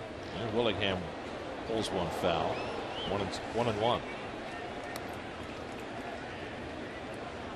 It's been 12 days since Mike's last start against San Diego. Sat out with forearm tendonitis, and you know, it looked as though in order to fill that 1 start in the rotation, the Mets were going to end up losing 2 players out of their organization. Turns out they're going to lose only 1. And Willingham bounces 1 foul. They lost Darren O'Day, who got sent down when they called up Nelson Figueroa, and the Mets lost O'Day on Rule 5 waivers to Texas. And then they designated Figueroa for assignment after his start and brought up Casey Fossum. And at first, Figueroa declared himself a free agent, but Nelson has reconsidered, re-signed with the Mets, and he'll report back to Buffalo. I guess he looked around, saw if there was a job offer, and didn't find a major league job begging, and so he decided that if he was going to be in the minors, he'd be better off with the Mets than elsewhere. Well, he probably also read the New York papers, too, with all the heat on the 4 starters. Yep. That this is the organization where I have a chance to go down there and pitch well in AAA. I can get called up again. No question. taken inside. And talking to Omar Minaya today, he said the other thing is, the Mets value Figueroa, at least in part because he's proven that he can pitch in New York. I mean, he's a New York guy. He's handled that aspect of it well when he's been here the last couple of years. This would have been fascinating if he faced Washington again. The runner goes on 3-2 and it's fouled off. Remember last year when Figueroa was pitching and the Nationals players were on the bench doing coordinated hand clapping, and Nelson called them a girls softball team? Yes, I do remember. Caught a little bit of heat for that. Would have been fascinating to face them again. I think he was just upset that he got sent down. He did not throw a bad ball game. He threw a decent game. Six innings, 3 runs, and taking that loss. And, dejected, frustrated. Well, I think he believed that after he made that start, even if he wasn't going to make another start, that the Mets would keep him around for long relief. But they needed another left-hander. Yeah, exactly. And so that was the decision that was made. 3-2 to Willingham. Duke's not going, and it's too high, ball 4. So the third walk given up by Pelfrey. And all of a sudden, Pelfrey finding some difficulty here in the 4th inning. He's given up a run. Now there are 2 men on. And the number 7 hitter, Alberto Gonzalez, coming up. So Dan Warthen is going to pay a visit to the mound to check in with Pelfrey. Mets also made another minor league player move today. They signed veteran utility man Mike Lamb to a minor league contract. Lamb, who was released by Milwaukee during spring training this year. Left-hand hitter who's, had a pretty good career. Remember him with the Astros?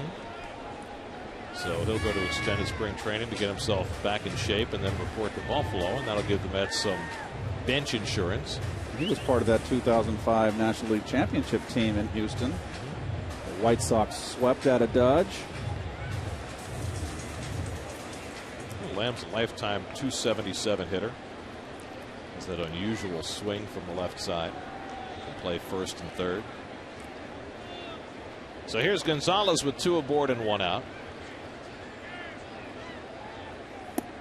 And he takes a slider off the plate for ball 1. So it's becoming a little more of a struggle for Pelfrey here in the 4th inning.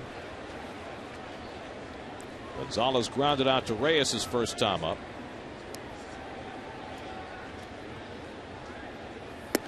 There's a strike, 1-1. We saw Alberto Gonzalez as a Yankee last year when the Mets played at Yankee Stadium. He was filling in for Alex Rodriguez at third base. That's becoming a difficult proposition. See, Cody Ransom got hurt for the Yankees last night, filling in at third base for A-Rod. 1-1, grounded down to third, right with a nice short hop pickup, gets the force at third and turns the double play. Side retired. Been a nice day in the field for David Wright. 5-5-3 double play gets Pelfrey through trouble in the 4th. The Nats get just the 1 run as the Gold Glover makes the tough pickup and turns it into 2.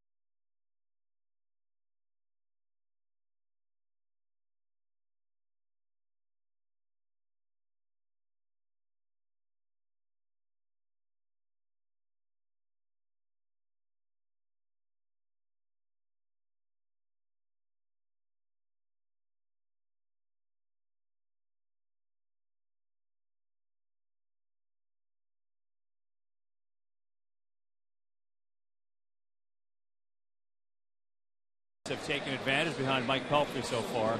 Doing some research last couple of days on equipment and what guys like to wear, and I'm talking about on their feet with cleats, and just came up with some interesting answers, and I guess to each his own, guys. But I took a shoe just to show you some of the differences. I have a Reyes shoe who wears a hard plastic cleat, and then I have a Castillo shoe who does wear both. And I'll flip them over, and you can see the differences. Is, not that these metal spikes are sharp, but they're much thinner.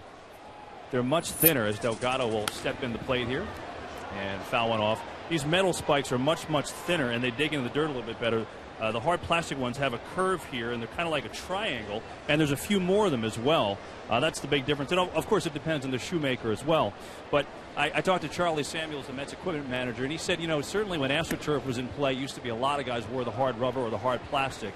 Now a little different. Now he estimates about 20% wear the hard plastic. I talked to two guys who do. Jose Reyes is one of them. You wouldn't think that'd be the case because he's a base stealer. But that is the case, as a matter of fact. Tough sunshine play for Zimmerman. One away.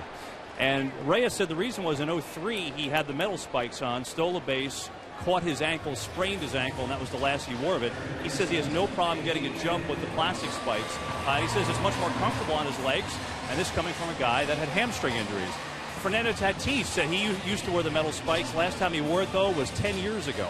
He wears the plastic spikes mostly because of comfort. He says on your body, it just doesn't hurt as much. Again, the biggest reason not to, guys, most guys feel they slip. For instance, Jeremy Reed wears the metal spikes. He said the biggest reason for him, when he's in the batter's box, when he wears the hard plastic, he never feels like he really digs in. He feels like he's on top of the box. The metal spikes allow him to really dig in and feel comfortable at the plate. So it's kind of neat taking the pulse of guys and little differences in the equipment that they wear, fellas. What about you, Keith? I assume you always wore metal on dirt and grass. What about on AstroTurf? AstroTurf, I was always, I wore metal. I agreed with, the same situation with Jeremy Reed, is that they had the nubs like football with the rubber spikes in our day, not those triangular points. But I felt like I never dig in at home plate, so I wasn't about to time I was going to have to go change a shoe in the middle of the game. And the curveball gets right looking for the second out. Keith, funny you mentioned that because Jeremy Reed was telling me when he played in Seattle with Adrian Beltre, when they played in Toronto or in Minnesota or in Tampa, he'd wear like the turf flats, the shoes barely without any spikes, and then before he'd hit, he actually changed and put on the metal spikes. The problem, Kev, is when you got to lead off an inning, it makes it a little tough. Got to be quick. You need that shoehorn in the dugout. Now, the limited times that I played outfield, which I did, I played outfield a couple times, left and right in St. Louis. I almost blew my knee out playing right field on a ball hitting the gap. And I guess we're going to go to break. And I'll Church come with the flare. On comes Willingham to make the play. Anyway, I had to throw a runner tagged up going to third. And I had my metal spike went right into the turf, and I almost twisted my knee.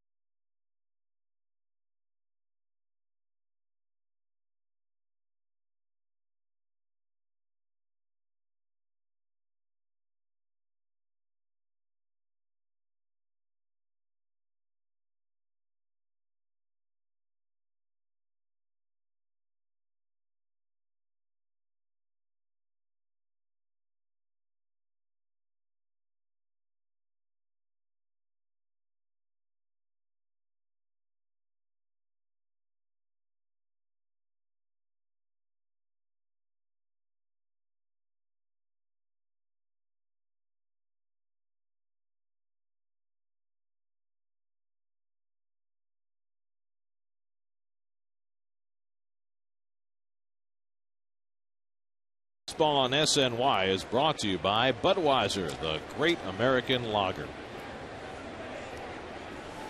Central Park. To be running around the reservoir. I've done that a few times. Will Nieves grounds the first pitch in the 5th inning out to Reyes. 1 pitch and 1 out for Mike Pelfrey, who's been getting a slew of ground balls. In fact, every out he's recorded from the 2nd inning on has been on a ground ball. So that tells you that Pelfrey has been on his game. Jason Bergman will come up to bat. So the long man out of the bullpen is going to stay on and get a turn at bat in the 5th inning with the Nats down 5-1, and Bergman takes ball 1. Well, Bergman's been a lot more efficient than the guy he replaced. He's gotten 5 outs on 12 pitches. Cabrera got 7 outs on 86 pitches. Well, it's a redeemer because last night he had a tough one. Yes, he did. Walked the bases loaded, if I recall. Yes, in 2/3. Pelfrey behind 2-0 on the opposing pitcher, and there's a strike. It's always another thing to look for. I think scouts look for, and managers and pitching coaches look for. How do guys pitch when the game's close, as opposed to a 5-run lead or 5 runs down? How do they pitch when it's a 1-run ball game? There have been some guys passed through here over the years where it's just stark. Flared out toward first and short hop by Delgado for the 2nd out. 2 away.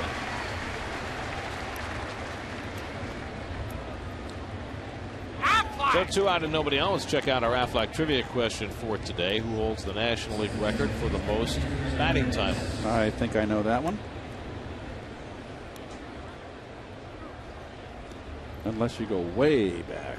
Gosh. National League? You got Rogers Hornby? I don't think so. I think go back way back in the American League, you got guys like Ty Cobb and Harry Heilman who had multiple batting titles. Tony Gwynn's got to be in the conversation, right? Musial. Stan Musial, yeah. In comes Castillo to field the grounder by Anderson Hernandez in a very swift inning for Mike Pelfrey. He gets the side out on only 8 pitches. We're halfway through. 5-1 New York. Fine.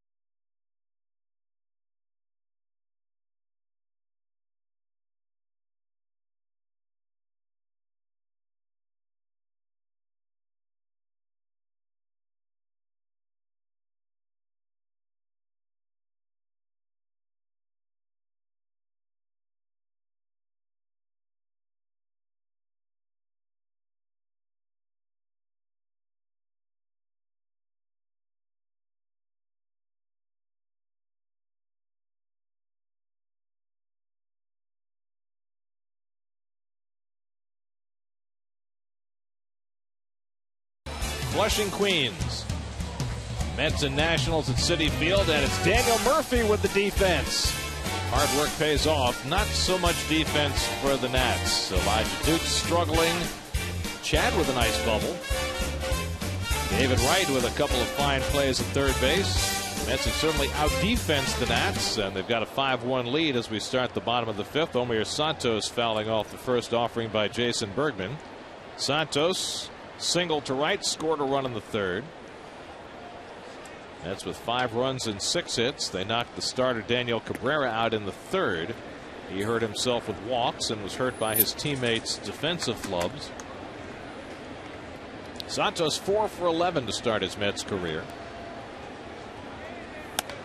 And he hits this one in the air to shallow center, backing up the second baseman Hernandez to make the grab, 1 away. So 6 up and 6 down for Jason Bergman since coming on in long relief. Bullpen High School and Rutgers University product. Now we'll take on Luis Castillo. Luis 1 for 1 today with a walk.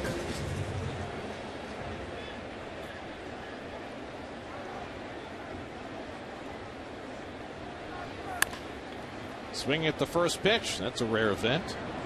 And Hernandez throws him out, 2 down. So Bergman, who made it look very difficult last night, is making it look very easy this afternoon. Now Mike Pelfrey will be up for the 3rd time. Pelfrey sacrificed in the 2nd inning. Then in the 3rd, with runners at 1st and 2nd, tried to sacrifice, but instead of bunting it to the 3rd baseman as he wanted to, he bunted it to the 1st baseman. However, that got a great result for the Mets because Nick Johnson, who had an easy play at 3rd, threw it away, and a run came home. Pelfrey didn't get a sacrifice, but the Mets got a run out of the play. And there's a strike, 1-1. It's been a nice return to action for Pelfrey. 5 innings. He's allowed just a run on 3 hits. And certainly no signs of the forearm difficulties that kept him out of a start last week. Well, he said he's pitched through that elbow before, that it's not a stranger.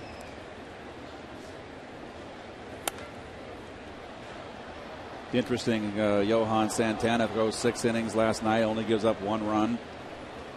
And his ERA climbed 24 points. Your ERA goes all the way up to 0.70. You're in pretty good shape. Curveball in for a call, strike 3. Pelfrey down looking, so that's 8 up and 8 down for Bergman, his 2nd strikeout. 5 at the books at Citi Field, 5-1 Mets.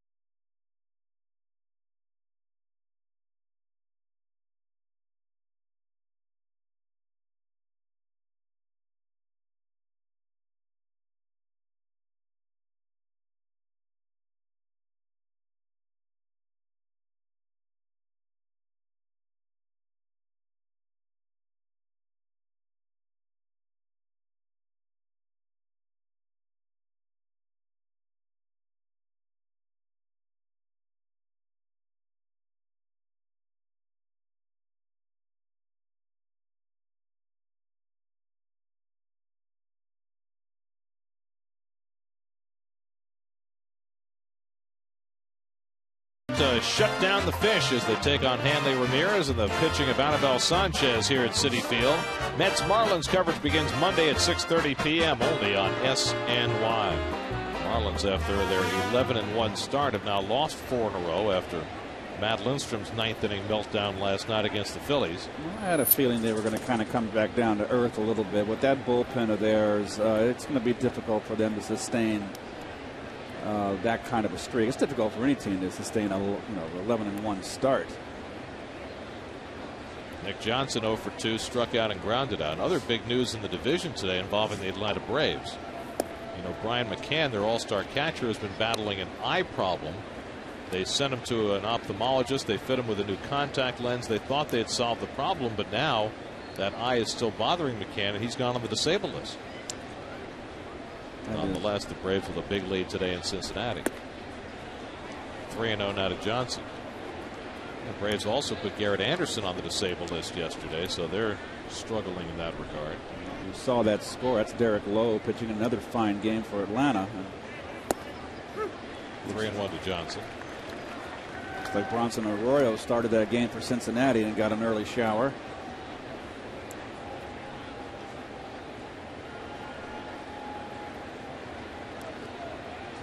Pelfrey behind 3-1, and Johnson shoots one up the middle, a base hit.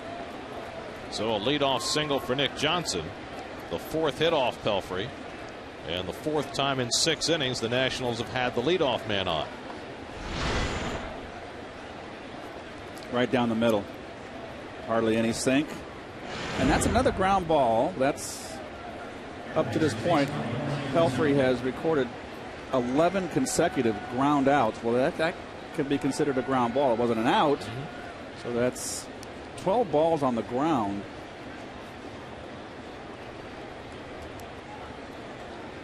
Now Ryan Zimmerman, who's 1 for 2, had an infield hit his last time up, hit the ball to deep short, and Reyes took an extra beat. And Zimmerman, hustling, was able to beat it out for an infield hit and then scored the Nationals' lone run today. That's again their bullpen cranked up as Pelfrey up to 85 pitches. Fouled off by Zimmerman, 1-1. Sean Green, first man up in the Mets bullpen. Jerry Manuel said 2 things about how far Pelfrey might go. One, he said he probably won't go beyond 100 pitches, but the other, he said, I want to get him out of there on a positive note. And so he would not want him to get too deep into this inning in trouble with a 5-1 lead. With Adam Dunn waiting on deck. 1-1 to Zimmerman, and he misses away with the slider, 2-1. Sean Green, of course, you saw him up there in the bullpen. Pitched, what, a couple days ago. Had a rough outing in St. Louis. There's a strike, 2-2. He did have a rough outing, gave up 5 runs in 2 innings, but you know what Sean also did? He got mad, and he finally pitched inside to Albert Pujols, who had been so comfortable during that series. And the result? He struck him out. And that was a positive capping sign on an otherwise poor outing for Sean. Driven to center field. That's a base hit for Zimmerman, and the Nationals have something working here in the 6th with back-to-back base hits by Johnson and Zimmerman. And now you got the big guy Adam Dunn coming up, and one swing could change this game quickly. Another sinker. Didn't sink. Inside corner, had a little bit too much plate. Nice hitting by Zim. Let's check in with the studio. A New York State Smokers Quit Line game break with Jonas Schwartz.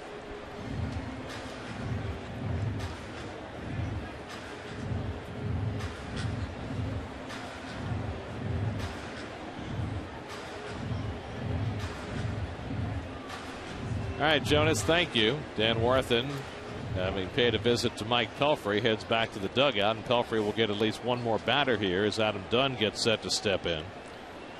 Is Bobby Ojeda in the studio today? Does he work weekends?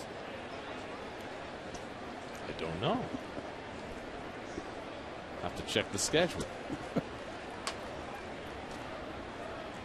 You see Pelfrey's line on the day. Only 1 strikeout, but 12 outs on ground balls. Now Adam Dunn, who doesn't hit a lot of grounders, but he does here. Out to Castillo, the flip to Reyes, and back to first for the double play. So after the visit by Dan Warthen, Pelfrey throws 1 pitch, gets 2 outs. Well, I know it looks easier up here, but it's just, you got a pitcher in trouble, who's a sinker ball pitcher, needs a double play. And there you go, you play right into his hands. I mean, you can just pretty much bet it's an easy turn for those 2 right there. Please, that's automatic, but Dunn running. But Adam's got to be a little bit smarter than that, knowing that Pelfrey's in dire need of a double play, is going to run that sinker. And there he is trying to pull. Now Elijah Dukes takes a strike. And the funny thing is, I said it right before he hit the ball, Dunn does not hit a lot of ground balls. He's a fly ball hitter up against a ground ball pitcher, and in a big spot Pelfrey got the ground ball he needed. Pelfrey set a Mets club record for ground ball double plays last year. And Dukes takes inside, 1-1. Now this is probably the last go round for Pelfrey, so looking to finish strong here up to 92 pitches on the afternoon as he takes on Dukes, who has driven in the lone Washington run today with a 4th inning single. Low and away with the slider, 2-1.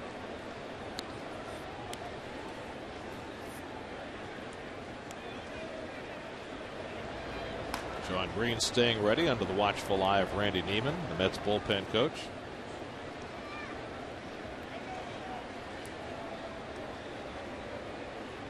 Two-1 to Dukes. Grounded down to third, but a foul ball. Handled by Pat Listach, former American League Rookie of the Year. He had a great rookie season with Milwaukee in '92. He steals 70 bases that year.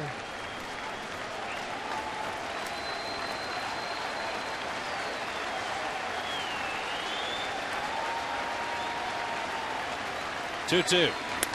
Line to left field. Coming on is Murphy. Diving, but it goes on by him. In to score comes Johnson. Dukes around second as Beltran finally retrieves, and Dukes sliding into third base safely. The Met lead is cut to 5-2. Murphy opting to try and make the dive rather than playing it on the hop. And Dukes winds up on third. Well, good effort here, and just didn't get there. Didn't get the glove to contain the ball, keep it in front. And that's going to be all for Pelf. They're going to score a triple for Dukes. Pelfrey's day is done. And Sean Green will come out of the bullpen with the Mets lead once 5-0, now trimmed to 5-2. Pelfrey making a successful return to the mound after missing a start with that forearm tendonitis. But the game a little more tenuous than it was a few minutes ago. And Pelfrey will exit after 5 2/3, having allowed 2 runs.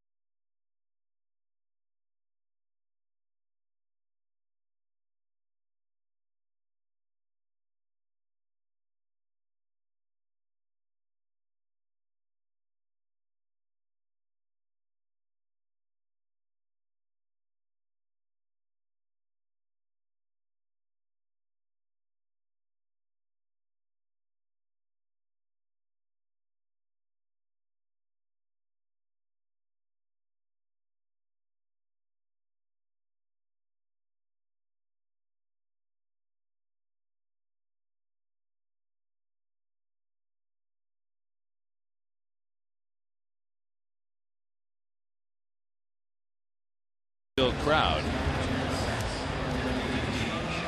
His first start since 12 days ago coming to an end, and he leaves with the lead and turns it over to the Mets bullpen.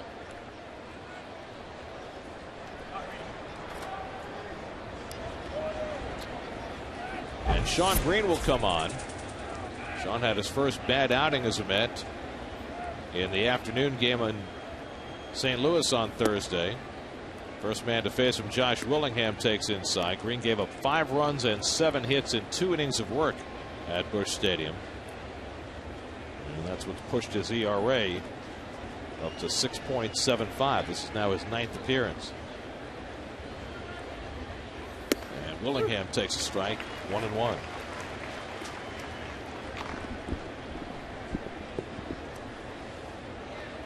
Green, like Pelfrey, a sinker ball pitcher, a little different arm angle.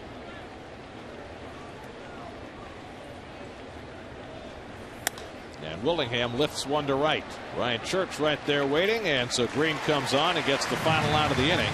The Nationals settle for 1 run. Elijah Dukes with the RBI triple, but a good comeback for Pelfrey. 5-2 New York.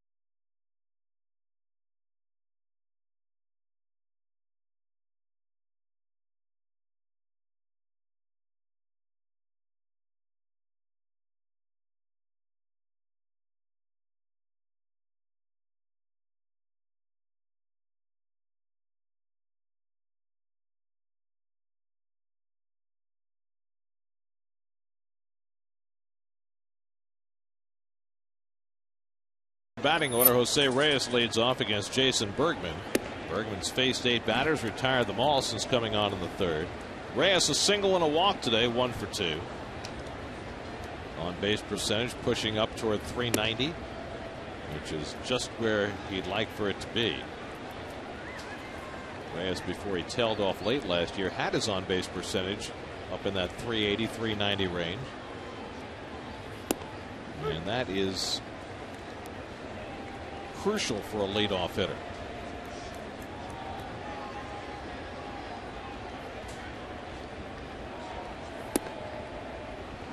And now Bergman falls behind him 3-1. Murphy and Beltran to follow. Mets had a 5-0 lead. Nationals have chipped away a run in the 4th, a run in the 6th. And Reyes pops it up. Zimmerman shading his eyes.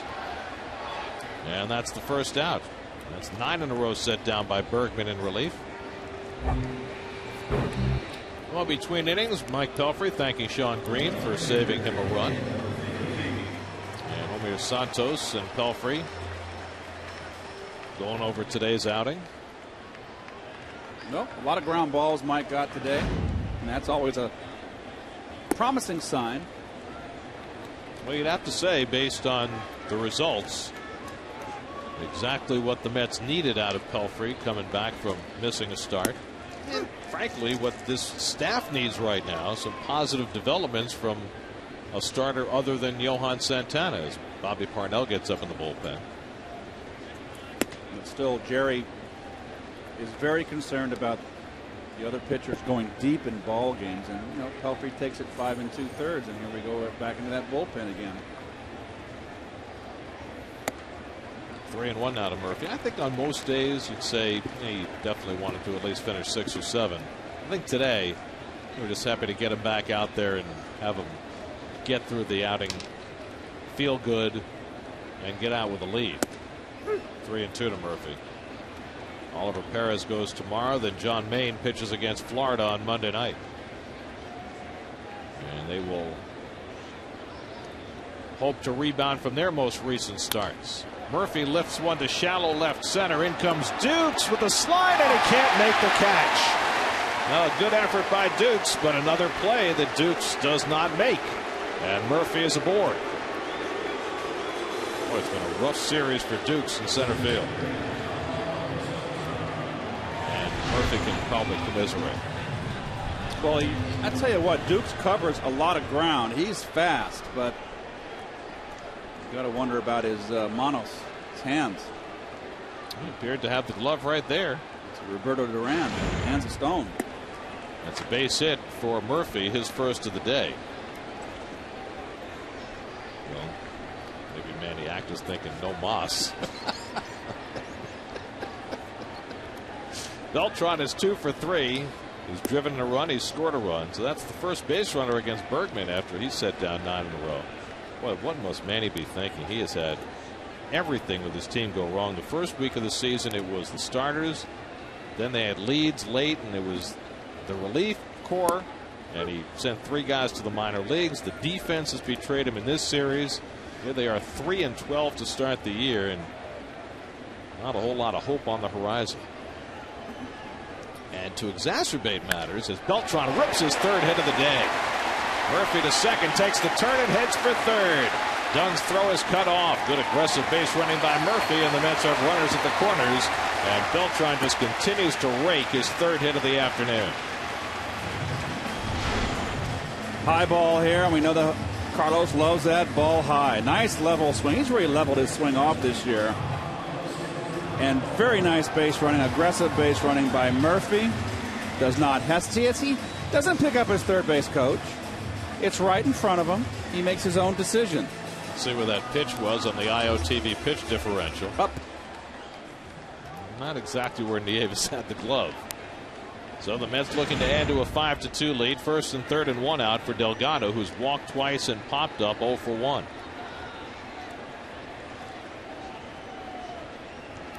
And Carlos pops one up. It's been the story today, hasn't it? Wow. Gonzalez makes the grab, and so Delgado can't get that runner in from 3rd. Well, the Mets have been pop-up happy in RBI situations today. 2 out. Well, you're the hitter. You hate to leave those ducks on the pond. So now David Wright, who's 0 for 3. David hit a fly ball that Dukes misplayed into a 2-run error in the 1st inning. Since then, he's grounded out and taken a call 3rd strike.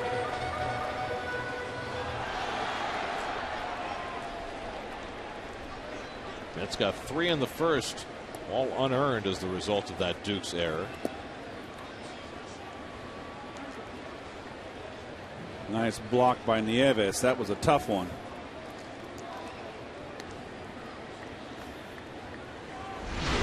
This is not an easy one. Nicely done. And immediately looking to see if Beltran was straying. Wright fouls it off. And that makes sense because during spring training, the Mets really made a point of taking off on balls in the dirt. Took a lot of extra bases during the spring. They certainly did. And all has to do with Jerry. So that scouting report is out there. Bergman with the fake to 3rd. That's got a run on a balk on a similar play just a few days ago. David struggling to drive those runners in. Beltran runs, pitch up and in. Nieves with the throw into the runner and into center field. Murphy comes home to score, and Beltran goes to 3rd. And it's 6-2 New York. After making a fine play, Nieves makes a terrible throw, and it gives the Mets a gift run. Well, another run due to an error, and then the runner will advance on this error on the catcher. So that is 4 unearned runs. Excuse me, 5 unearned runs. First stolen base of the year for Beltran. It is not a double steal. Murphy scores on the air. Now Wright draws a walk. And the Mets again have runners at the corners. 3 errors in the game charged to the Nationals. Manny Acta taking the slow walk out to the mound. It's a difficult proposition for a young manager with a young team that is not performing well to try and figure out what to do from here. But he'll send Bergman on his way and go to his bullpen. Mets with a 6-2 lead in the bottom of the 6th. We'll be back to Citi Field in just a moment.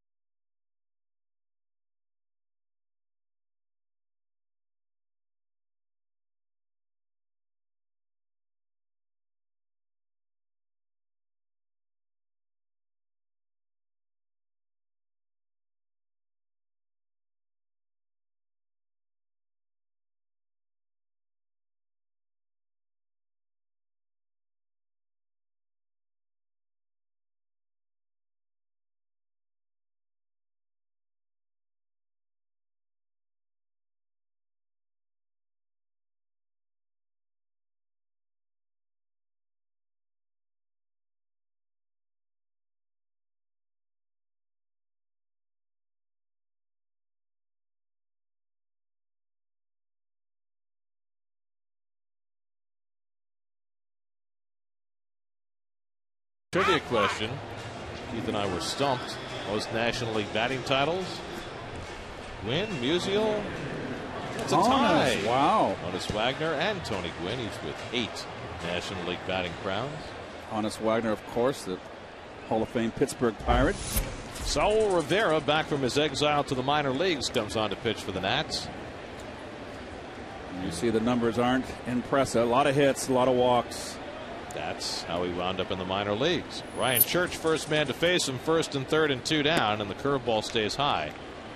Rivera last year was in 76 games for the Nationals. The year before, he was in 85 games. So he was the go-to guy for Manny Acta, but when he went to him this year, he did not deliver. So he wound up going to the minors on Sunday, but came back when Joe Beimel had to go on the disabled list. Joe Beimel they picked up was the left-hander. They were thinking about sharing some closing duties with Joe Hanrahan, who got up to a slow start. 2-0 now to Church, and he takes a strike. Ryan had an RBI single back in the first. Has flied out twice since then.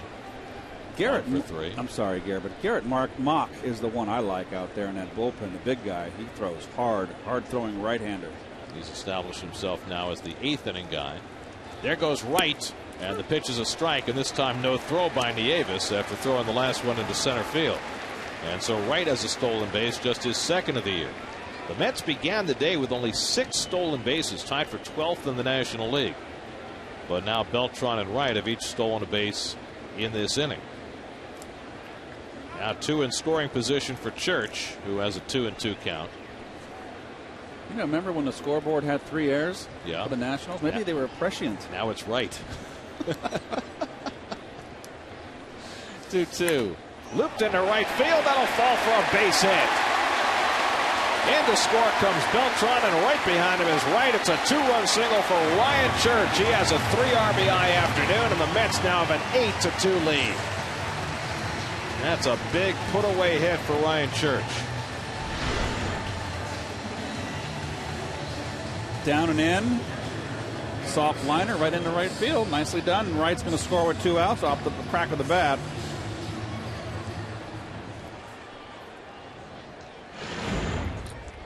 So the Mets turning on the speed and getting the big 2-out hit from Church to put together a 3-run inning. Now Omir Santos takes a strike. All 3 runs in this inning charged to Jason Bergman, and as a result of that hit, all 3 will be earned runs.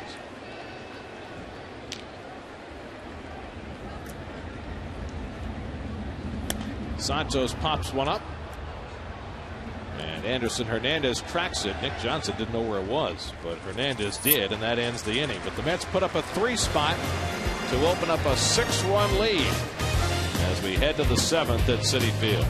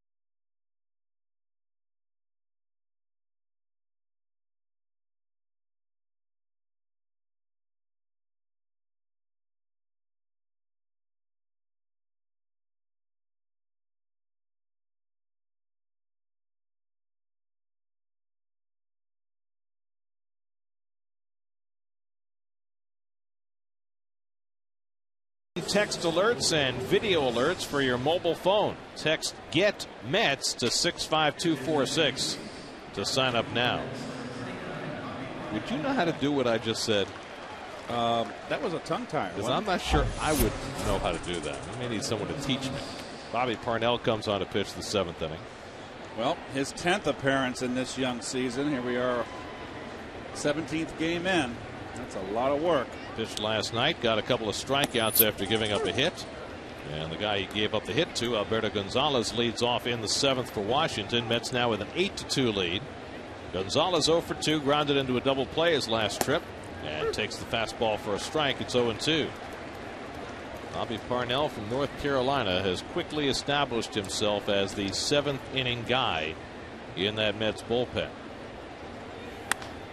And the fastball hit to right field. Waiting for it is Church, one away.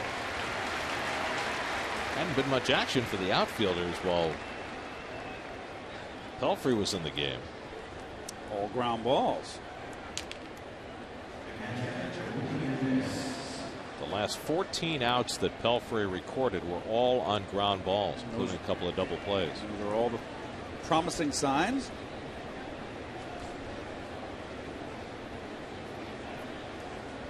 Now Parnell takes on Will Nieves, who twice has grounded out to short today, and he takes ball 1.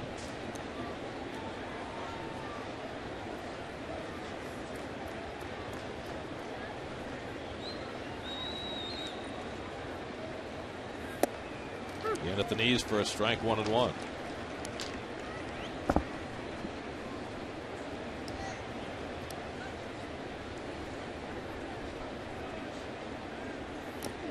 Inside, and it hit him on the wrist. And down to first base will go Will Nieves.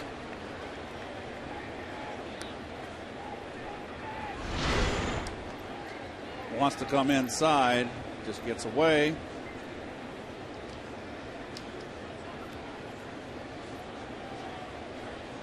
Nicked his top hand there. So Nieves is aboard with 1 out. Now Alex Cintrone will come up to pinch hit.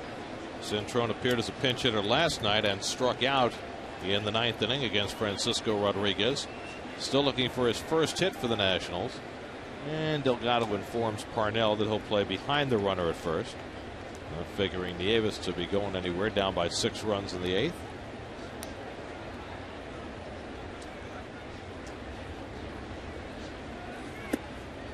Ball 1 to Cintrone.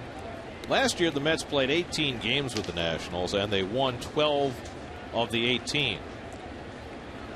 Mets played their first game of the season with Washington last night and won, and leading today.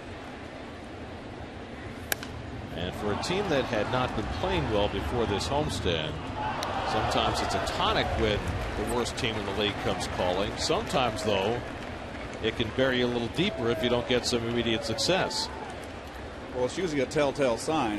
You're either going to do it or you don't. And of course, the last 2 seasons with the Mets, they were unable to beat the second division teams in the division. And certainly Florida was a thorn in their side. And Washington gave them trouble in September.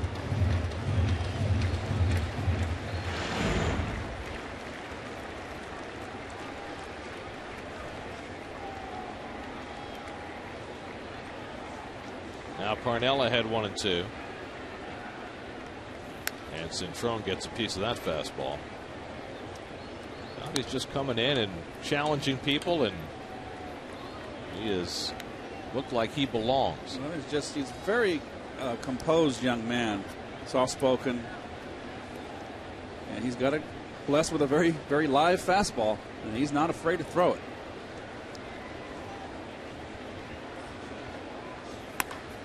Lofted out to right, and in comes Church, and he picks it off for the second out.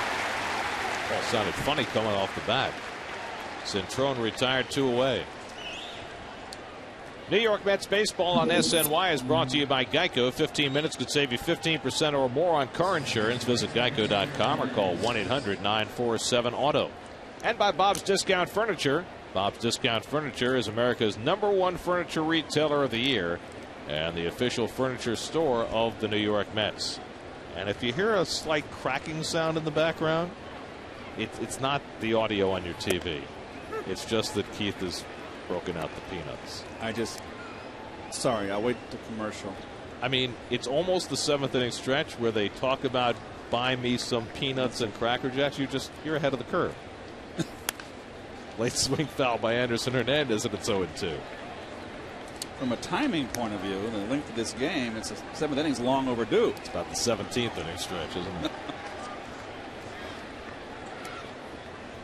I just figure you're getting the peanuts out of the way so you can stand and sing along with Lazy Mary. Yep. You know the words to Lazy Mary? No, I do not. Yeah, neither do I. I don't speak Italian. It doesn't really matter. Taken high by Hernandez, 1-2. Do you know the words to Sweet Caroline? Yes. Do you know that a lot of Met fans don't like the fact that they play Sweet Caroline at Citi Field? It's Boston's song, isn't it?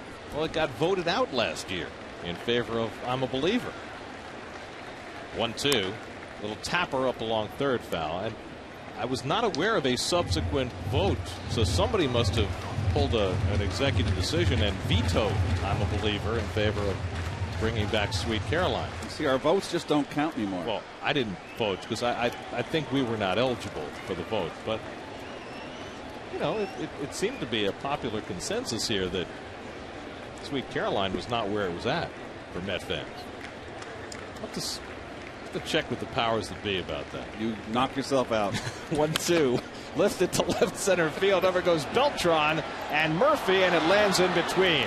Beltran plays it on a hop as Murphy made the sliding attempt. So it's a fly ball single for Anderson Hernandez, his second hit of the day.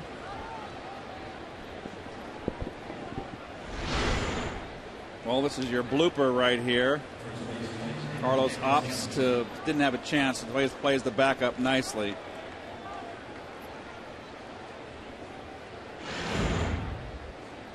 Well, Murphy made a tremendous play back in the first inning.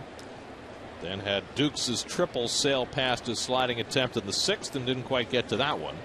So now 2 aboard with 2 out, and Nick Johnson coming up. Johnson singled to center, scored a run in the 6th inning. Braves are continuing to maul Cincinnati. It's now 10-2 in the 8th at Great American Ballpark.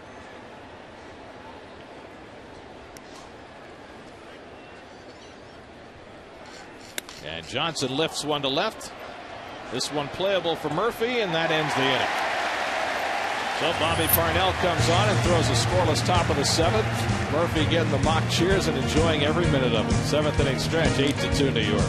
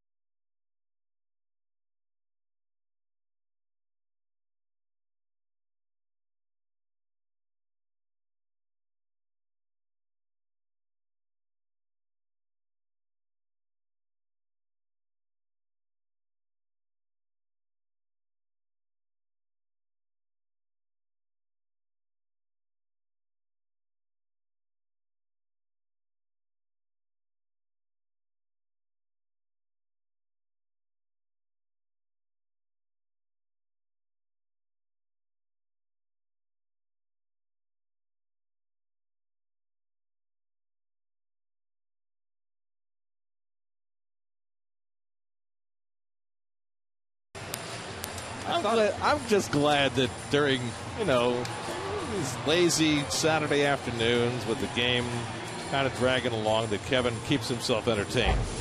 He wouldn't want him to get bored. Well, we're stuck up here in the Bat Cave. Command Central. Well, good thing Alfred is here to take care of us. Kev, your swing, a little uppercut and a little hitch, too. You got to correct it. Try swing down. I got a little long there, Keith. I was working with Hojo before the game. And that's your problem. It's been about 10 years since my last wiffle ball game. It showed. Just kidding. By the way, this kid who was 4 just hit it out of the park. I couldn't get out of the infield. Yeah, FYI. That's because the tee was set too low for you. It forced you to uppercut. Julian Tavares on to pitch the bottom of the 7th, and Luis Castillo takes a strike. Next time, Kevin, you have to have them raise the tee. The veteran Tavares, the 4th Washington pitcher of the afternoon. Well, Julian Tavares is now 35 years old. And last year he pitched for the Red Sox, the Braves, and the Brewers. And he was out on the free agent market this winter. And he had no takers for the longest time. And he finally signed with the Nationals late. I mean, really late. And when he did, he had some rather not very nice things to say about the Nationals, which was really rather odd. I mean, his implication was that he signed with the Nats as a last resort. He basically said, and I don't want to direct quote him because it's kind of off color, but he basically said it was 4 in the morning and there was nobody left. And I mean, that wouldn't endear you to the organization that just signed you, would it? Well, Castillo lifts one to left field, and Willingham is there for the first down. I think it's just a sign of the times that there's just not enough pitching to go around, because say something like that, it's okay, but here's your release. So 1 out for Tavares, and now Alex Cora will bat for Bobby Parnell. It kind of just gives you a flavor of what has gone on with this Washington franchise. There's this air of desperation about some of the player acquisitions that they've made. And again, and we started to talk about it before we got short-circuited, this is an organization that doesn't have a general manager. Jim Bowden was forced to resign on the 1st of March because of a scandal involving the signing of Dominican players. And Mike Rizzo was taken over as the acting GM, but it's a franchise that just moved into a brand new ballpark last year, and there is tremendous apathy toward the franchise in Washington. They're not drawing, they're not getting TV ratings. And it just seems, with relatively new ownership after the Lerner family took it over from Major League Baseball, as though they're a franchise in complete disarray. 1-1 to Cora, and it's outside 2-1. There's Mike Rizzo, who's doing as good a job as he can filling in that general manager's chair, but he really doesn't have the authority right now to dismantle what Jim Bowden has put together. The one move he has made, obviously ownership had much to do with it, was the signing of Ryan Zimmerman to a long-term contract. But the franchise was kind of run into the ground when Major League Baseball owned it. The Lerners finally came along and took it over, but it just doesn't appear as though there's been much progress. Popped up on the right side, and Hernandez is there for the 2nd out.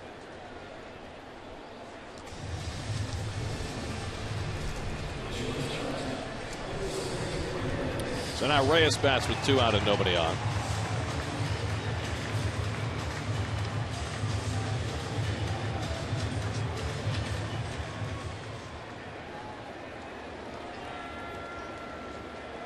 Jose has singled and walked today.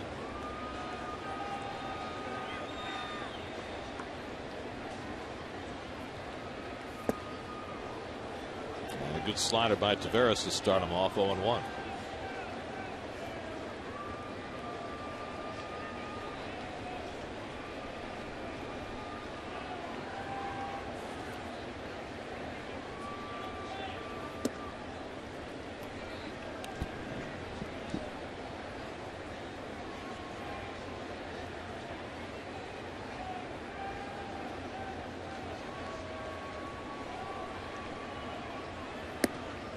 Reyes lays off 2-1.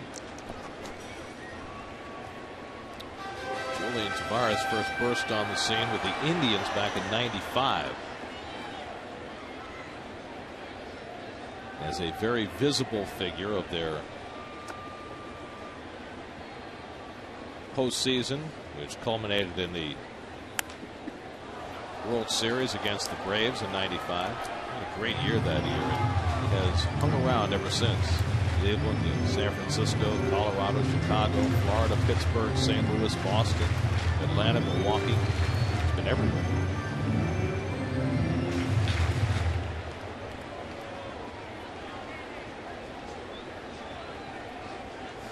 Aren't you supposed to shoot from the other side of the camera?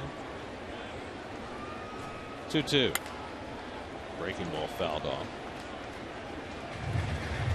Well, it's a beautiful view of the park, that's for sure, that last shot. Beautiful crowd, beautiful day, beautiful ballpark. Mets ahead. All's right with the world.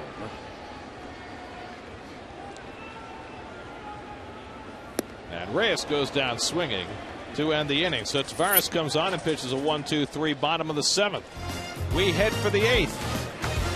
Mets looking to make it 2 straight over the Nats and leading at 8-2.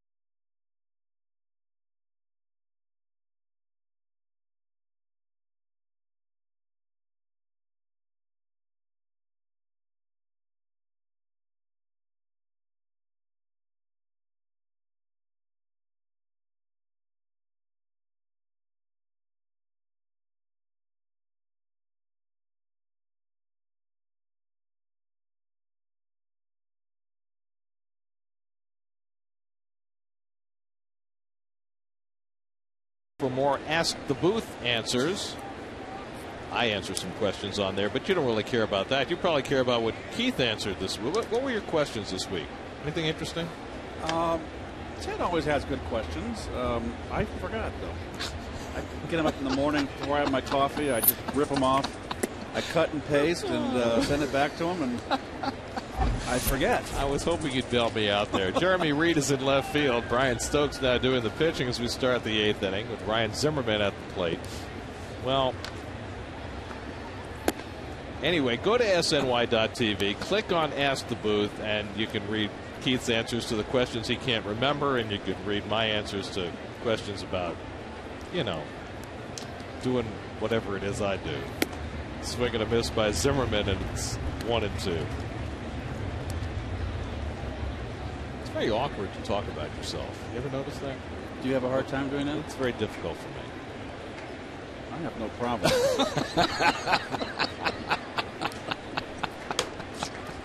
1-2 to Zimmerman, and it's on the outside corner. Strike 3 called. Stokes gets him looking. That's only the 2nd strikeout for Met pitching today after 14 strikeouts last night. Good spot. Knee-high outside corner. Right to the glove. I like Stokes. Rubber arm. Can go chew up middle innings. Throws hard. Good kid. So 1 out and nobody on. Now Adam Dunn. It was walked, grounded to third, and grounded into a double play. Pelfrey got a couple of ground ball double plays today, among the 15 outs he recorded on the ground. Pelfrey went 5 2/3, allowed 2 runs and 6 hits in his return to the rotation. Pulled through the hole and a base hit for Adam Dunn, his first hit of the day. So 1 out and 1 on. Let's check in with the studio. Jonas Schwartz with the New York State Smokers Quit Line game break.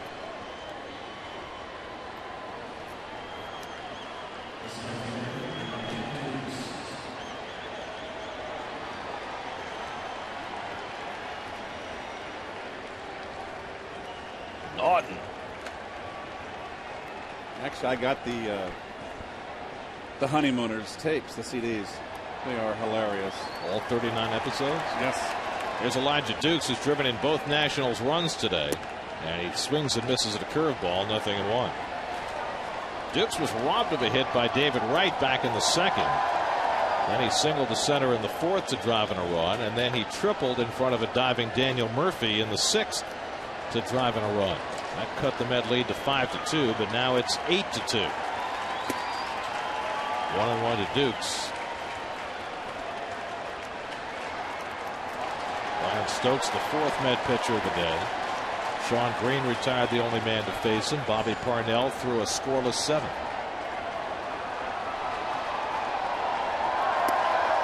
Ties him off. Did he go? Nope. Held the swing in time. 2 balls and a strike. There is a wave developing at Citi Field. I think this is an appropriate time for a wave in an 8-2 game. Sure. Not that we're legislating or anything. Pulled foul by Dukes.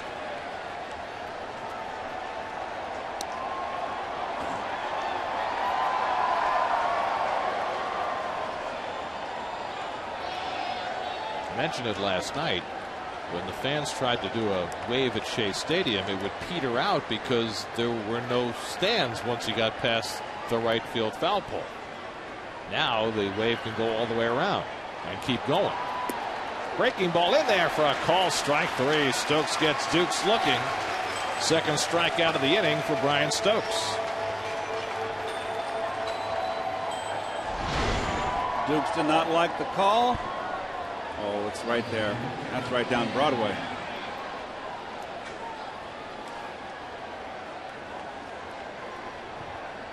Strike 3. So 2 out of the inning. Dunn still at first. Here's Josh Willingham, who's 0 for 2 and a walk. And he bounces one down to David Wright. David goes the short way. And Brian Stokes with a very successful 8th inning. Pushes the game to the bottom of the 8th. Jeremy Reed to lead things off. Mets up 8-2.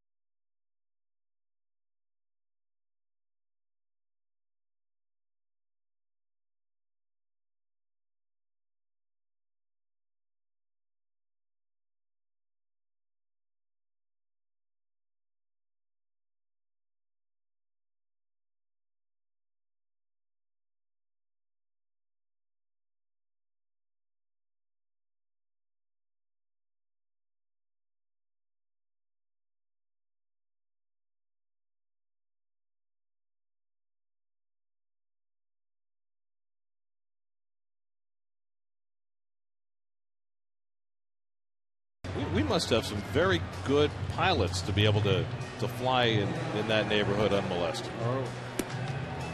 Maybe we know the mayor. Maybe. Or the Secretary General.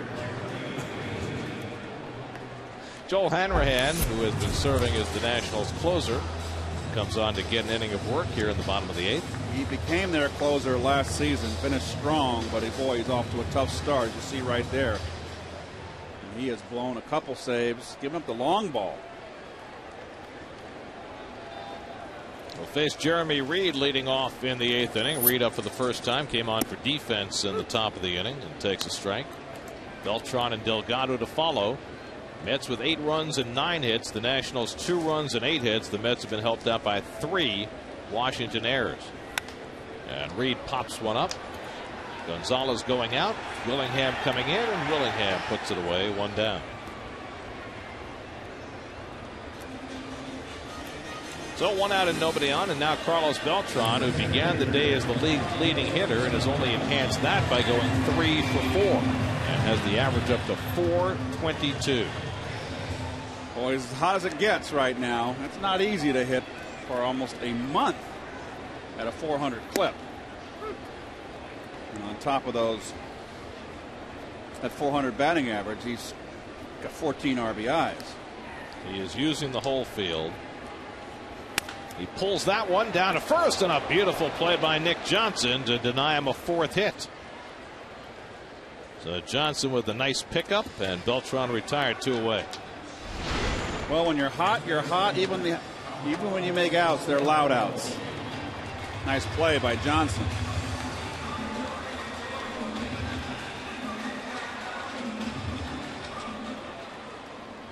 And Hanrahan over to cover, so 2 out, and now Delgado will bat.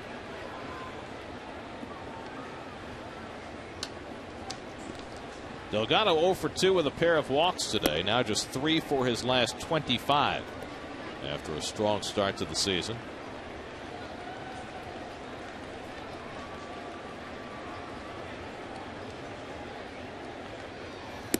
There's a strike, 1-1.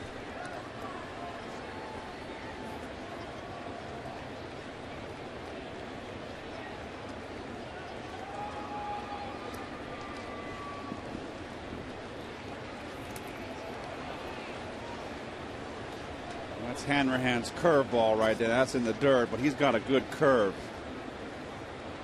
A big weapon for him. Sharp breaking ball. Not horribly overpowering, but. We saw him in an outing early last season at Shea, and he just had no idea where the ball was going. Exactly. But he really kicked it in gear later in the year, and he gets Delgado swinging to end the inning. So the Mets go out 1-2-3. We head for the 9th at Citi Field. Mets trying to close out their 2nd straight over the Nats.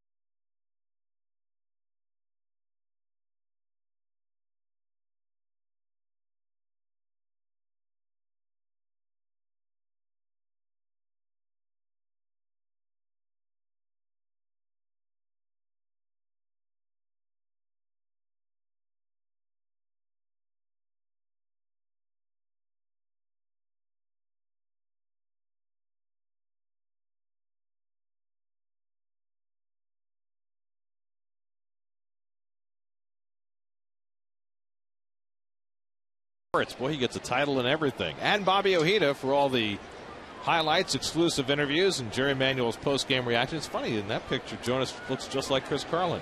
Lincoln Mercury post-game live right after today's game, and now after all 162 Mets games, including tomorrow's game, which will be on Picks, but the post-game on SNY. Brian Stokes trying to close out the Nationals as Alberto Gonzalez leads off the 9th inning. Gonzalez 0 for 3. And Stokes works the outside corner, 1-1. Stokes pitched a scoreless 8th inning. Trying to finish it off for Mike Pelfrey. And Gonzalez lines one to left. Jeremy Reed moves in front of it. One man down in the 9th. So Gonzalez retired, and Will Nieves will be coming up. Later this afternoon, the Giants and the Diamondbacks play in Arizona. Randy Johnson will pitch for the Giants. It'll be the first time that Randy has ever pitched at Arizona as a visiting player. And I would think that he would get a rather positive reception from the fans who he entertained with a world championship back in 01. I would agree 100%. Randy is now just 4 wins shy of 300 for his career. They basically won that series against the Yankees with the 2 pitchers, Schilling and Randy Johnson. 1-1 to Nieves. Gonzo with the broken bat blooper over the short, drawn in infield to win the ball game and beat the Yanks off Mariano Rivera. I talked to Gonzo in spring training after that, and he said he choked up like he's never choked up before. He said, I knew he was coming in with that cutter, Mariano. Well, the thing about Mariano is that he's thrown 1 pitch for 15 years now. That's how good it is. Yeah. Chopper over the mound. Tough play for Reyes. He bare hands and throws him out. Beautiful play by Reyes. 2 men down. Very nice. Had to barehand it, and of course the strong arm on the run. It was all about him alertly just charging that ball, getting the long hop, and making the play. Nice play. So Nieves retired, and now the Nationals are down to their final out of the afternoon. Justin Maxwell will pinch hit for the pitcher. Maxwell has had just 1 at bat since being called up a few days ago. And Stokes misses away ball 1. Tomorrow afternoon, Oliver Perez for the Mets, and the good-looking young right-hander Jordan Zimmerman makes his 2nd major league start for the Nats. Maxwell hits one to left center field. Back goes Reed, back near the wall, and it's off the wall in play. Beltran plays the carom, and Maxwell pulls into second base with a long double. That would have been a home run just about anywhere other than Citi Field. Well, that's a Jack Murphy Stadium double right there. That high fence. Hey, 6-run lead, 2 outs. Here's a fastball, hit it. And he did. Combination of 384 and a 16-foot high fence will take away a lot of home runs hitting that gap. So Maxwell, who hit 7 home runs in just 146 at bats last year in the minors. An injury-plagued year for him. Shows off his power. He's at second with 2 down, and now Anderson Hernandez is 2 for 3 and a walk. Let's check out the pitch differential on that last one to Maxwell. Oh, he's just set up in the outside corner. You see it bleeds up a little bit and towards the middle. That's what I like about Stokes. He challenges hitters. He knows the situation. He comes in, throws strikes. Not afraid to throw his fastball. He's got a good one.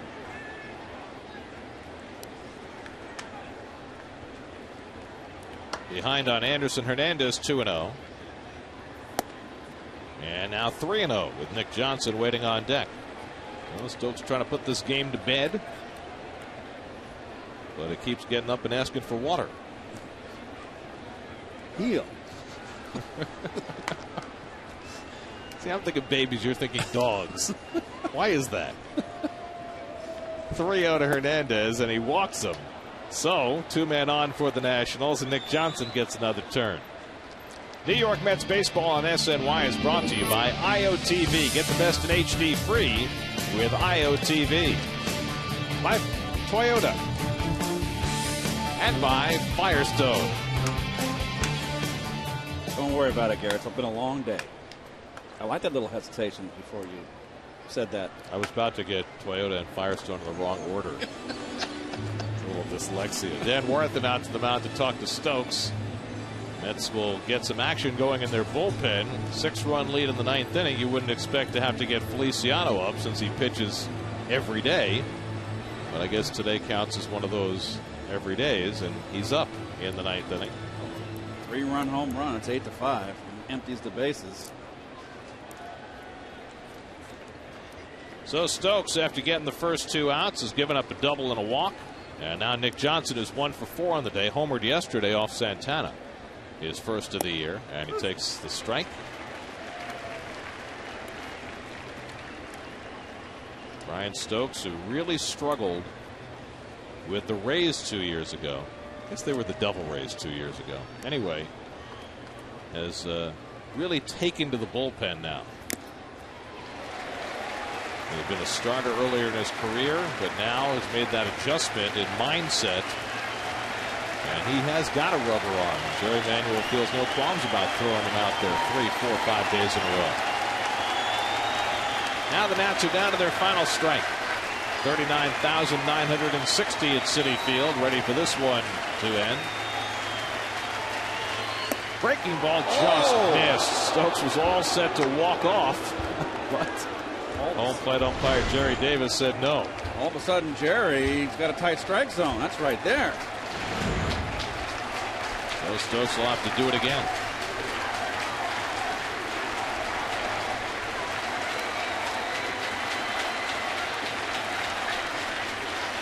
Breaking ball fouled off.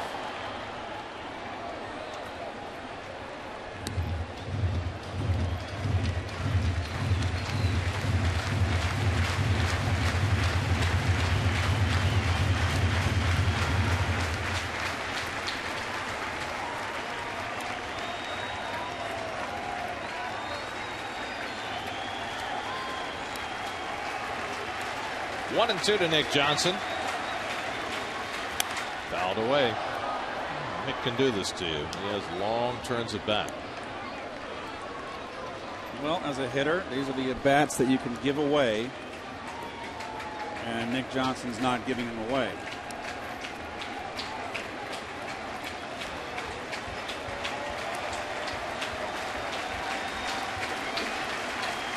Two on and 2 out, 9th inning.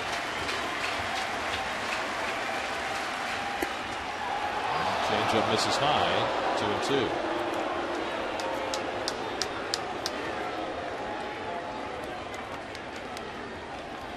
Jerry Manuel got the start he wanted out of Mike Pelfrey today. He'll hope for the same from Oliver Perez tomorrow.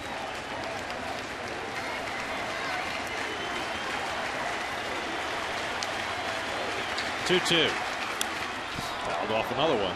7 pitches from Stokes to Johnson and still going. Well, Nick can't beat him. He hits a home run. It's like I said, it's 8-5. Big sin would be a walk here. Well, he's thrown him everything he has.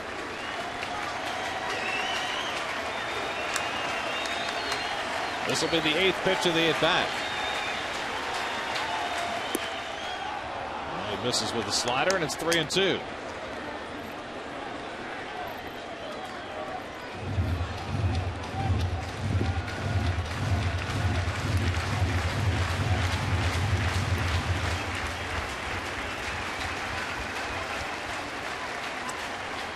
So the runners get set to go. Maxwell and Hernandez on 3-2. It missed somewhere. Ball 4 and the bases are loaded. Stokes thought for sure twice during that at bat that he was done, but not so. Not by much. Well, you saw Rick Castro bring his glove in. It probably missed out. And we're down to the reason why Feliciano was up.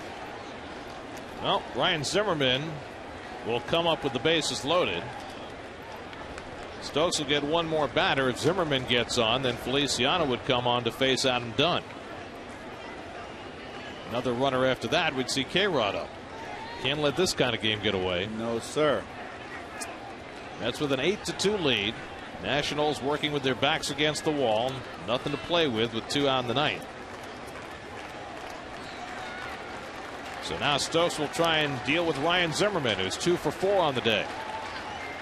And he pops the first pitch up into shallow right field. Ryan Church settling under it, and the ball game is over. A successful return to action for Mike Pelfrey, coming off a missed start because of forearm tendonitis. He gets the win. Ryan Church drives in 3 runs, and the Mets take their second straight from the Nationals to move to a game under 500. Well, the story is Pelfrey bounces back nicely. Also, Carlos Beltran, another big day, hitting over 400 for this young season. 3 for 5 today with 2 runs scored, an RBI, and a stolen base. Church, as you said, Gare, the 3 ribeye steaks. He continues to hit. The bullpen does a great job today. Scoreless inning.